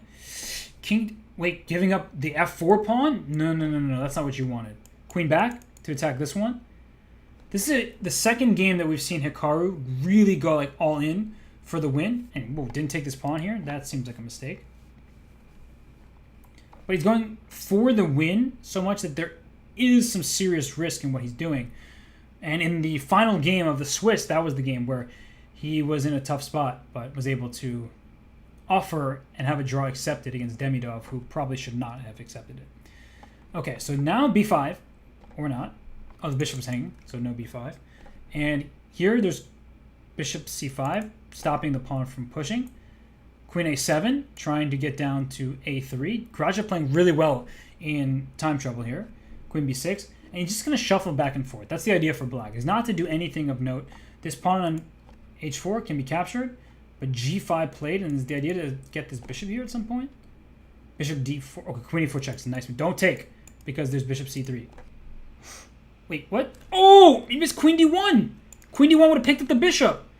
Okay, so that's why the evaluation bar just, plummeted there in black's favor. The bishop was lost, and now this pawn is captured. Bishop f6 check. This king is not looking very safe here. King h6 was the only move to not get checkmated. And here, queen takes b5 is check. I think you have to steal that pawn. I think you're going to have to take that pawn. Otherwise, you're getting yourself in some big trouble here. So queen comes back. King h7. Somehow this king isn't getting checkmated. It's surviving out here. Queen e3. Bishop moves somewhere. I don't see where. Okay, bishop e3 will stop the queens from being traded. Don't allow bishop g5 check, winning the queen. So that's why the queen went out that way. And we're seeing a little bit of a repetition. Bishop g5, it happened! I said don't allow it, and there it happens. And Hikaru Nakamura, you see Boris Grachiev is furious at himself. He just didn't have the time, and Hikaru, he escapes with one there. So that was really something, and for Grachiev, he has to go right away. That was bishop g5 check, hitting the queen and the king at the same time. That's got to hurt if you're Grachiev. So here comes his attempt with the white pieces. He needs to win or else he is eliminated from this bracket. And knight to c6, very calm setup for Hikaru. And you see the London, you have the triangle of pawns here. It's all safe and sound. If queen to b3, you have to think, do I really want to trade queens? Am I going to be able to beat Hikaru if the queens get traded? Beating Hikaru under any circumstance is difficult. But in an endgame, probably even more so. All right, I like that decision to take on c5. If this queen were captured, the queen on b6 would have been captured. So now queen to b3 was played. And if you play queen to b6, I take you and give you bad pawns. So far, I like what Grachiev has done. He's also a little bit ahead in the clock, showing that he is comfortable in the early stages of this game. So what's he thinking about now? I was just saying how he was comfortable, and now, he's starting to spend some serious time. Okay, he can castle. He can put his knight on e5 if he wants to trade it. I think knight e5 now makes perfect sense, because otherwise black is going to play e5, and you won't be so happy about that. So knight e5 is just a way to stop that pawn from pushing forward. And yeah, there is a lot of stress in these games for sure, because you need to manage your clock. You have to realize you're playing Hikaru Nakamura. That's already tough enough as it is. And when you have no time, it's going to be a struggle. Any suggestions on how to play London system? It depends if you're asking from the white or black side of things. But in general, it's hard to play against London because it's so solid. There's no like square or idea that you can exploit too easily. So do not take this pawn on b7. Rook to b8 wins the pawn on b2. So I would not go for that. Although it is tempting to take a pawn when it's handed to you. So let's see, what can you do instead? Maybe just bring this knight to d4. Although there is d4 for black to consider. So like if you go knight f3, then here comes d4. And you have to figure out if you're queen, I mean this pawn, things like that are kind of getting weird. So queen a4 is played instead to avoid d4, but Hikaru's up 40 seconds, more than 40 seconds on the clock right now. And I think that in a standard game without elimination line, Grishoek would play queen to d4 and just trade queens. But the thing is that makes it easier for black to simplify and make a draw. So here, queen to h4. Well, you're trying to hope for some kind of attack. Will you play g4, g5? You may need to risk something like that. Or here, even e4 is possible because your rook is well placed on the d file. So queen came back to e7, d5, e5, both defended really well here. You take on c4, good for you. If you take with the rook, there's bishop b5. That's a nice tactic where I see through your rook to your bishop. And if you take with the bishop on c4, I'll just bring my rook to c. It's a normal position. I don't think that white's really in too much danger, but black certainly is not and is over a minute ahead on the clock. It's just too difficult to play Hikaru when he's playing solid chess. He has a 1-point lead in the match, and he is so fast. Good luck beating Hikaru when he has 2 minutes plus on his clock. It's just too difficult. Too difficult. So queen b5, maybe poking and prodding a little bit. This bishop can always sit on e4 and back to c6 to make sure that this queen on b5 is not going to be much of a nuisance. Bishop c2, I don't mind that move either. It's creating some discombobulation of white's pieces. You want to make sure that they are not connected together. So rook to d2, hard move to play sometimes because bishop b3, and then you get the rook coming to c1. All this has just happened. And now we're seeing trades. I don't know how you expect to beat Hikaru from here. But I also didn't really expect Hikaru to beat Grishoek in the last game. The time was what did it in. But those type of positions should be ones where it's heading towards a split of the point. And here, it's looking especially likely that it's going to be a draw. With the standard level of play we've come to expect from these players. So here, the queen on c3, the bishop on f3, they're both on good diagonals, right? The queen is hitting the e5 square, the bishop is on a long diagonal, but you're not attacking anything, and there's very little to actually attack. This is a bit of a risk if the white king gets in too quickly. So, wait, here comes king f1, knight d7, so that knight's trying to come to b6 to keep the king out. Okay, Hikaru had this all under control. Because if that king did jet itself to c4, that could have been a problem. But here, knight to b6, and the king can't get in. So f5, king f6, these ideas keep the white king out, and black should not be in any real danger. So, yeah, this is looking like just too solid. Too solid right now for Hikaru. No way to break through. It's one of these positions that you could say, it's looking like a fortress. Everything is covered. The c4 square, the a4 square, and, well, losing with white against Hikaru in a 2-game match, that's going to be a problem. Okay, knight d6. So I don't really like the knight on d6, because that does give me the idea to bring my king out this way. And if you ever play a4, then you allow b3 and white gets an outside pass pawn. So all the pawns are dark squares. There's no way to get in on the king side. And now on the queen side, the king coming to b6. Looks like all is locked down. Very smart play by Hikaru on the dark squares. and you're against a light square bishop. That's the problem with bishops.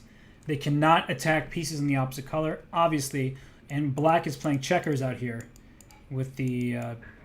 hey, they move to it. Put the knight back on d6 so I can draw the checkers again. Maybe the king will come at d6. Like, there's nothing that white can do. As these pieces... They won't let me do it. It's just a draw now. Easy, easy, easy draw. There's no way to even make a mistake for Hikaru. He just moves his king and his knight, and yeah, they drew. So unfortunately for Boris Grachev, he is eliminated. Hikaru Nakamura goes up 1.5 out of 2. That's all he needed to make it through. And so we will see Nakamura on Grishoek when we return from this last quick break.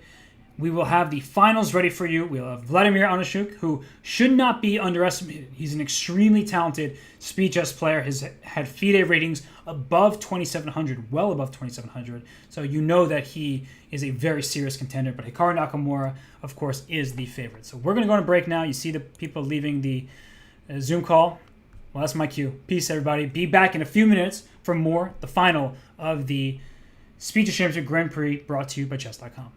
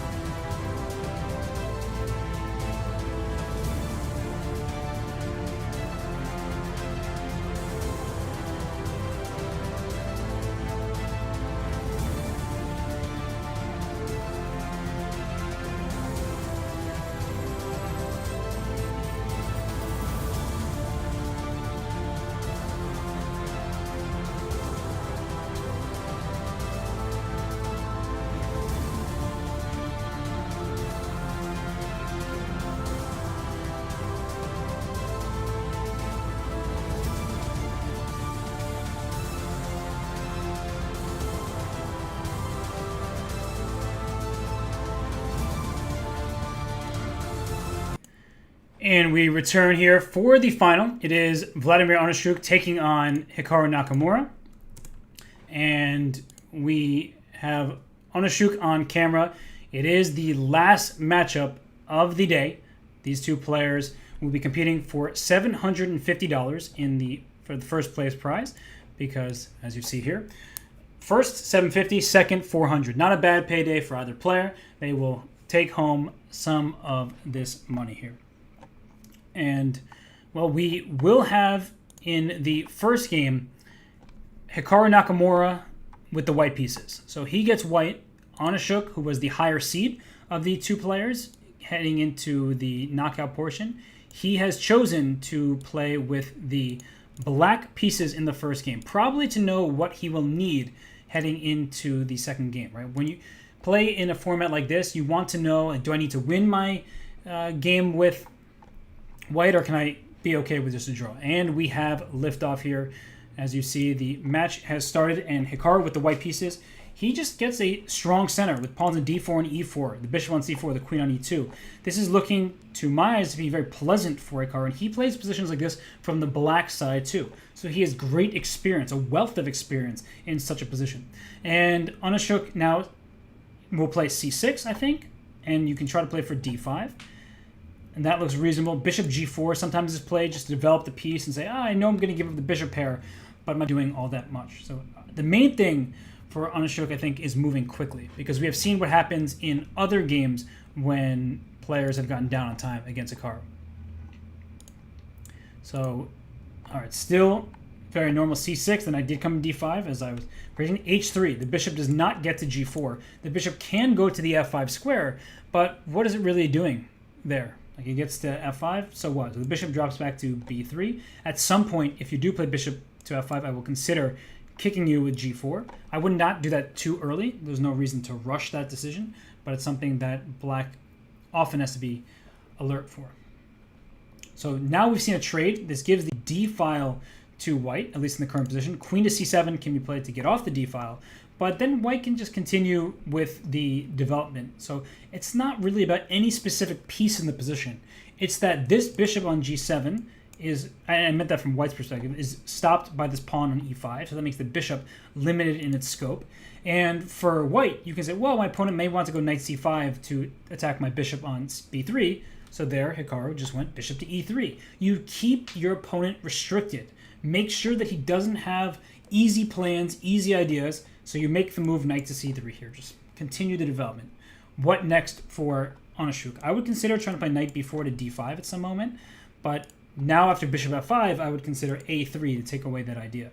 Rook e1, Hikaru says, knight b4 doesn't actually accomplish all that much, because I can still perhaps just play a3 and kick your knight out. But I don't know, something about knight into d5 that looks reasonable from black's point of view. So that's what I would go for. And I see plenty of people asking, there is no PogChamp action today.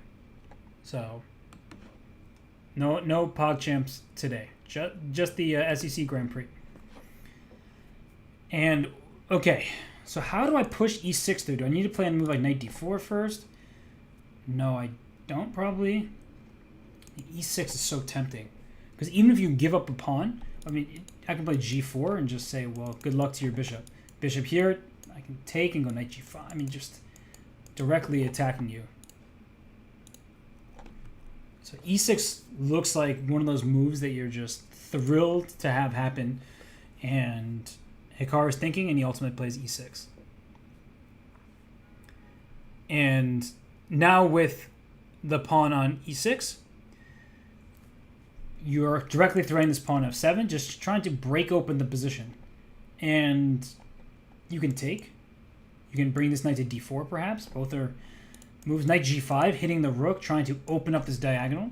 The one bit of good news for black, and there's not much honestly, is that the diagonal is hard to pry open. So you are saved from dropping a knight or something, because there's no pawn going to e4 or something like this. You'd have to move your knight, then try to play c4, and it's a long story. So look at Onishuk go. Brings his knight to c5. Very good decision. Attacking this bishop on b3, also defending the e6 square, which has been vulnerable. So this knight can take on f5, but black's claim is like, so what? I'll take you back. and well, maybe with the pawn, I guess, is necessary because this pawn is hanging on e7. So bishop takes d5 and then rook to d1. Now there is a threat of knight takes f5. I really like how Hikaru did not just take on f5. He waited. He said, I don't need to rush this decision. The knight on d4 it blockades black's entire setup. So I want to get this b5 pawn. Queen e5 is tempting, just trading into a good endgame. Ah, this is nice. Because the knight is protected, so queen b6, I just take. Queen c6, thank you for the a7 pawn. This is not the first time today that we saw Hikaru grab an a7 pawn that his opponent didn't keep an eye on. We saw it against Pragnananda, right? There was a bishop takes e5, knight takes a7 trick, and Hikaru understanding that there is a lot at stake in the center of the board, but this queenside also not well defended. So full board awareness by Hikaru, going from, oh, there's a d5 pawn, there's the a7 pawn, trying to keep as much pressure on his opponent as possible. So queen b8 was played, and can you not just steal this pawn with either the knight or the rook? It was taken, and okay, this is a hanging rook, just the knight moved out the way. That is game over. Grishoek loses his rook, and that is it. Hikaru Nakamura goes up 1-0. So Hikaru off to a hot start in the final. He wins game 1. You see Grishoek on screen. He's trying to figure out what to do. Like, what will he do?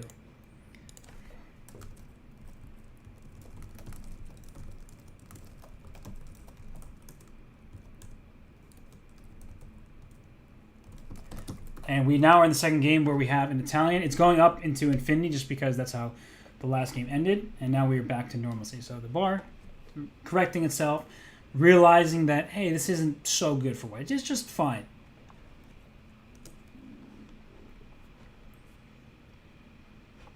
So here, h6, b4.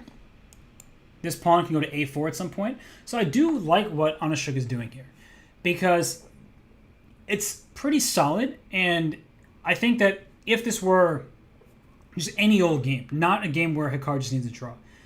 If it were any old game, Hikaru would need to press to try to win, do something a bit risky. But the thing is, Hikaru can just sit on the position and not do much of anything because the onus is on Grishoek with the white pieces to try and win this game. So a5, for instance, the bishop goes to a7. It's like, then what? What's your exact plan? You've gained some space, and I'm all for that from a practical point of view, but how are you actually going to turn it from a spatial advantage, a symbolic edge, into something that is concrete? Like, where is there going to be a problem for black? And bishop back to b3, not really in love with that decision. I thought that, you're just moving back, and here d5 feels like the right time. Instead takes on b3 and then plays d5. So if I am Grishoek, I'm thinking about just bringing my knight into f5. Your pony gets in first, and the bishop covers the f4 square. So knight f5 is a solid jump. Another move that you should always consider is c4, trying to force the action in the center of the board, and perhaps this bishop will be better suited on b2, where it stares at the e5 pawn. So Grishoek does play pawn to c4, and now Hikaru has a big choice. Do you play c6 to reinforce the center? Do you play d4 to close the whole thing down? And he chooses c6 at the end of this, and I think that's ultimately the right decision, but he needs to keep an eye on the center, especially with e takes d5 on the horizon. So let's see. What is Hikaru going to do? He is up plenty of time. It's a good moment for him to sit and think. He plays d4. It's a very committal move. So the center is closed down, which means that white would like to refocus his energy over here on the king side. c5 says no b6 for you. You're never trying to open up this queen side because you can't. Remember the rule en passant. I can just take it through. And so the queen side is closed. This is a really good illustration of how to play these positions from the white side. I'm not at all claiming that white is winning or even like that much better here. But it's hard to play these positions from black. I've been on the black side of positions like this where you just don't have space and don't really have a plan. Whereas white's plan, knight f5, g4, things like this. It's very easy to see how white tries to push forward. Even if it doesn't result in a win, it's just much easier to play. And especially in blitz, that's what you want. That's really all you can ask for. So the knight on c4, knight on f5 on great square. Bishop takes f4. Take this piece. And then play queen g4. Uh-oh. This is starting to look really, really excellent for white here, because then you can play e5. It's a cruncher. It's a cruncher. Bring queen g4, and then play e5, where f4, the d6 square is under your control. There's no space here for Hikaru. And on demand, it's looking like Grishoek is pressing his way here, because black has absolutely no space in this position. And e5, knight into d6, if you ever take, in comes a pawn to d6. Whew, that doesn't look good. Doesn't look good at all. You'd like to play g6 to kick this knight, but h6 will be hanging with check. So that doesn't work either. I don't even know how Hikaru is going to get out of this. This is a big issue for him, and he's down almost 10 seconds now, and the clock keeps ticking because there are no easy moves to play for black. Here's e5. Grishoek strikes quickly. He understands that my knight belongs in the d6 square, where if you capture me, in comes my pawn. If you don't capture me, your pawn on b7 is in a tough spot. And this pawn on f4 is also hanging right now. So Grishoek will either win a pawn, or something like g6 will be played, and then the knight can come into d6. Oh my gosh, there's also knight takes h6. That's a tactic. g6, knight h6, and if you take, there's queen h4, winning the rook here. So instead, rook to d5 was played, and I think it's about time to just drop that pony in, because b7 cannot be defended. Look at this setup here. This configuration is too powerful. Oh, this is objectively, I think, just lost for black. Yeah, this is... here the sirens go. Do you take this way? Do you take this way? I think this bishop is in big trouble. So yeah, this is what, look at Grishoek go. Just take on f6. And when you take on e1, you can go rook e7 at the end, and down goes b7. Rook e7 now. Very direct. Hit b7. That's the pawn you want. Because once b7 is captured, you swing your next rook over and into e7. Or you play rook to b6 and just win some pawns. Ooh, g3, bishop takes g3. The one tactic available to Hikaru. And he sees these things so quickly. That's why rook to e7. Now g3 is possible. So, got out of the way, then played g3. All is okay for Grishoek. He's up half a minute. Rook e4, keeping things solid here, winning this d4 pawn. Rook to b6 now. It's about time. So why is... oh, he's going to take this f3 pawn. He's just taking everything. He's taking everything. And down goes f3. Now rook f5, king g... oh, don't blunder the b4 pawn. But look at this. It was the d6 square earlier. Now it's the b6 square. And the pieces just can't move. This is really just domination in this game by Grishoek. You got to give the guy a lot of credit here. He has outplayed Hikaru from the very early stages of this game, where he sat. He didn't create tension too early. It was Hikaru who created the tension and then closed the center. And then Grishoek quickly shifted his attention towards the king side, and when the center opened up, it was only for his pieces. So...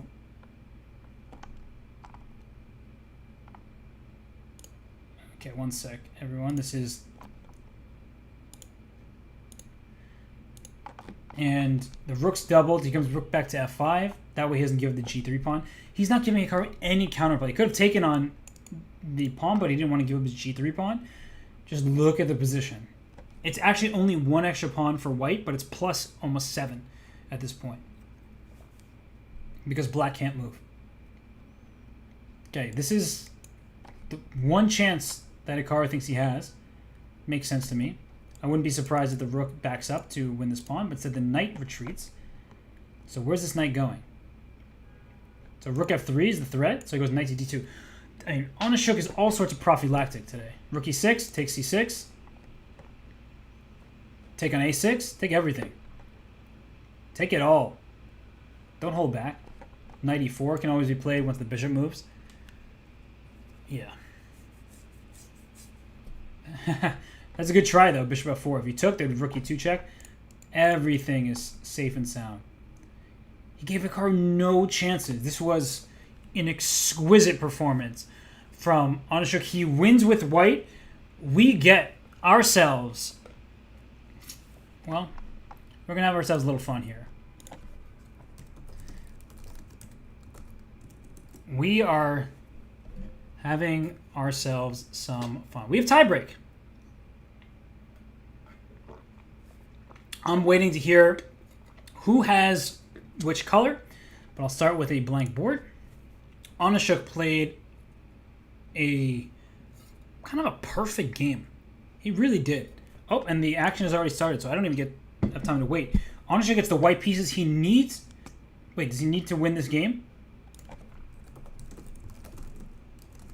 Wait, I think there might be 2 games of bullet.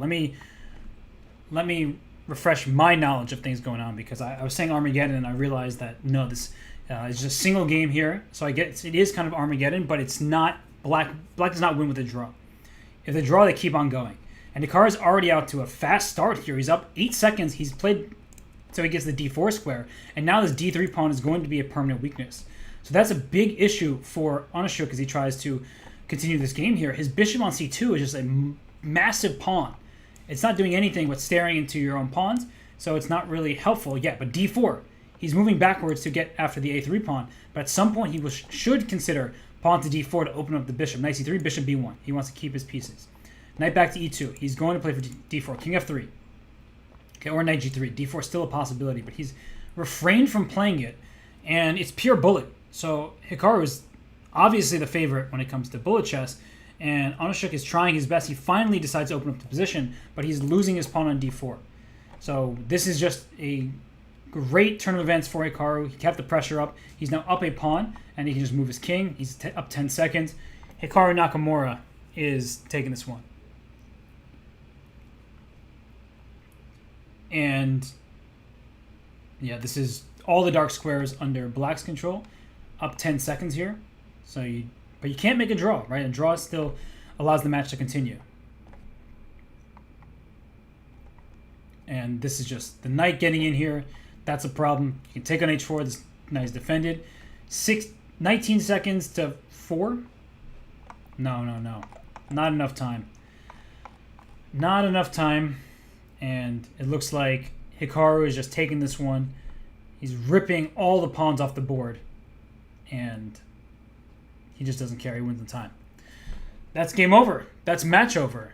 So that means we have a winner of today's Speed Chess Championship Grand Prix. It is Hikaru Nakamura. No huge surprise there when he wins an event like this, but he does take home the first place prize. To remind you of what that was, it was, just a little bit of money there, $750. He'll take that.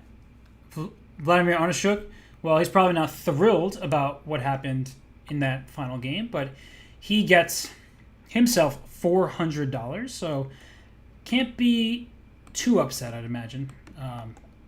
It just, the way things go, right? You play Hikaru Nakamura, he often wins the games.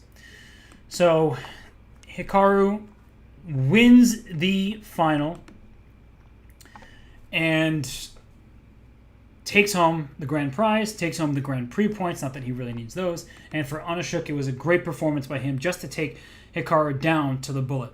And I am to remind everybody here that we actually have something special for the audience, where we will have an interview, a hard talk interview with FIDE president Arkady Dvorkovich, and Chess.com had a chance to sit down with him this morning and get some answers about the Olympiad and FIDE from the best possible source. So it's from the FIDE president himself. We will hear what happened and what the thoughts were in the decision-making process of the Olympiad, giving gold medal to both India and to Russia. So that will be shown right after this. We have a great interview in store for you all. But in the meantime, it's been my pleasure. I want to thank everybody who's been tuning in. I see so many people right now watching this stream. It's been so fun for me to get back into commentary after taking a little bit of time off just to refresh, to recalibrate, to just get myself back in the mindset I wanted to be in order to commentate. It has been a blast for me. I love covering speed chess events. Bullet is immensely fun as well. And whether you're watching on Chess.com TV, whether you're watching on Twitch or on YouTube, on Facebook, wherever you've been watching this stream, I'm very appreciative of all the support and all the support for chess more broadly. But it was Hikaru Nakamura's day. I don't want to don't want to take center stage anymore. So with that, it was Hikaru who ends up in the first place. So congratulations to him. And, well, he takes home the grand prize of $750. And with that, I think I'm about to head off to let you all watch this interview. Let me just confirm with my team, just to make sure that I can do that. And, okay. So, well, I'm being told that it's just about my cue to leave shortly. The interview will be on next, so you will have a chance to listen to Arkady Dvorkovich as he discusses what happened in the Olympiad. So I'm heading out. Thank you again, everybody. Hikaru Nakamura wins. Vladimir Onshuk was a worthy contender, finishing in second place, the runner-up, despite taking Hikaru all the way down to the bullet finale. Interview up next. I'm out of here. You don't have to listen to me talk. So enjoy the rest of your Tuesday. And until next time, it was Grandmaster Robert Hess with the call. This was the Chess.com Speed Chess Championship Grand Prix. Hope to see you next time, everybody.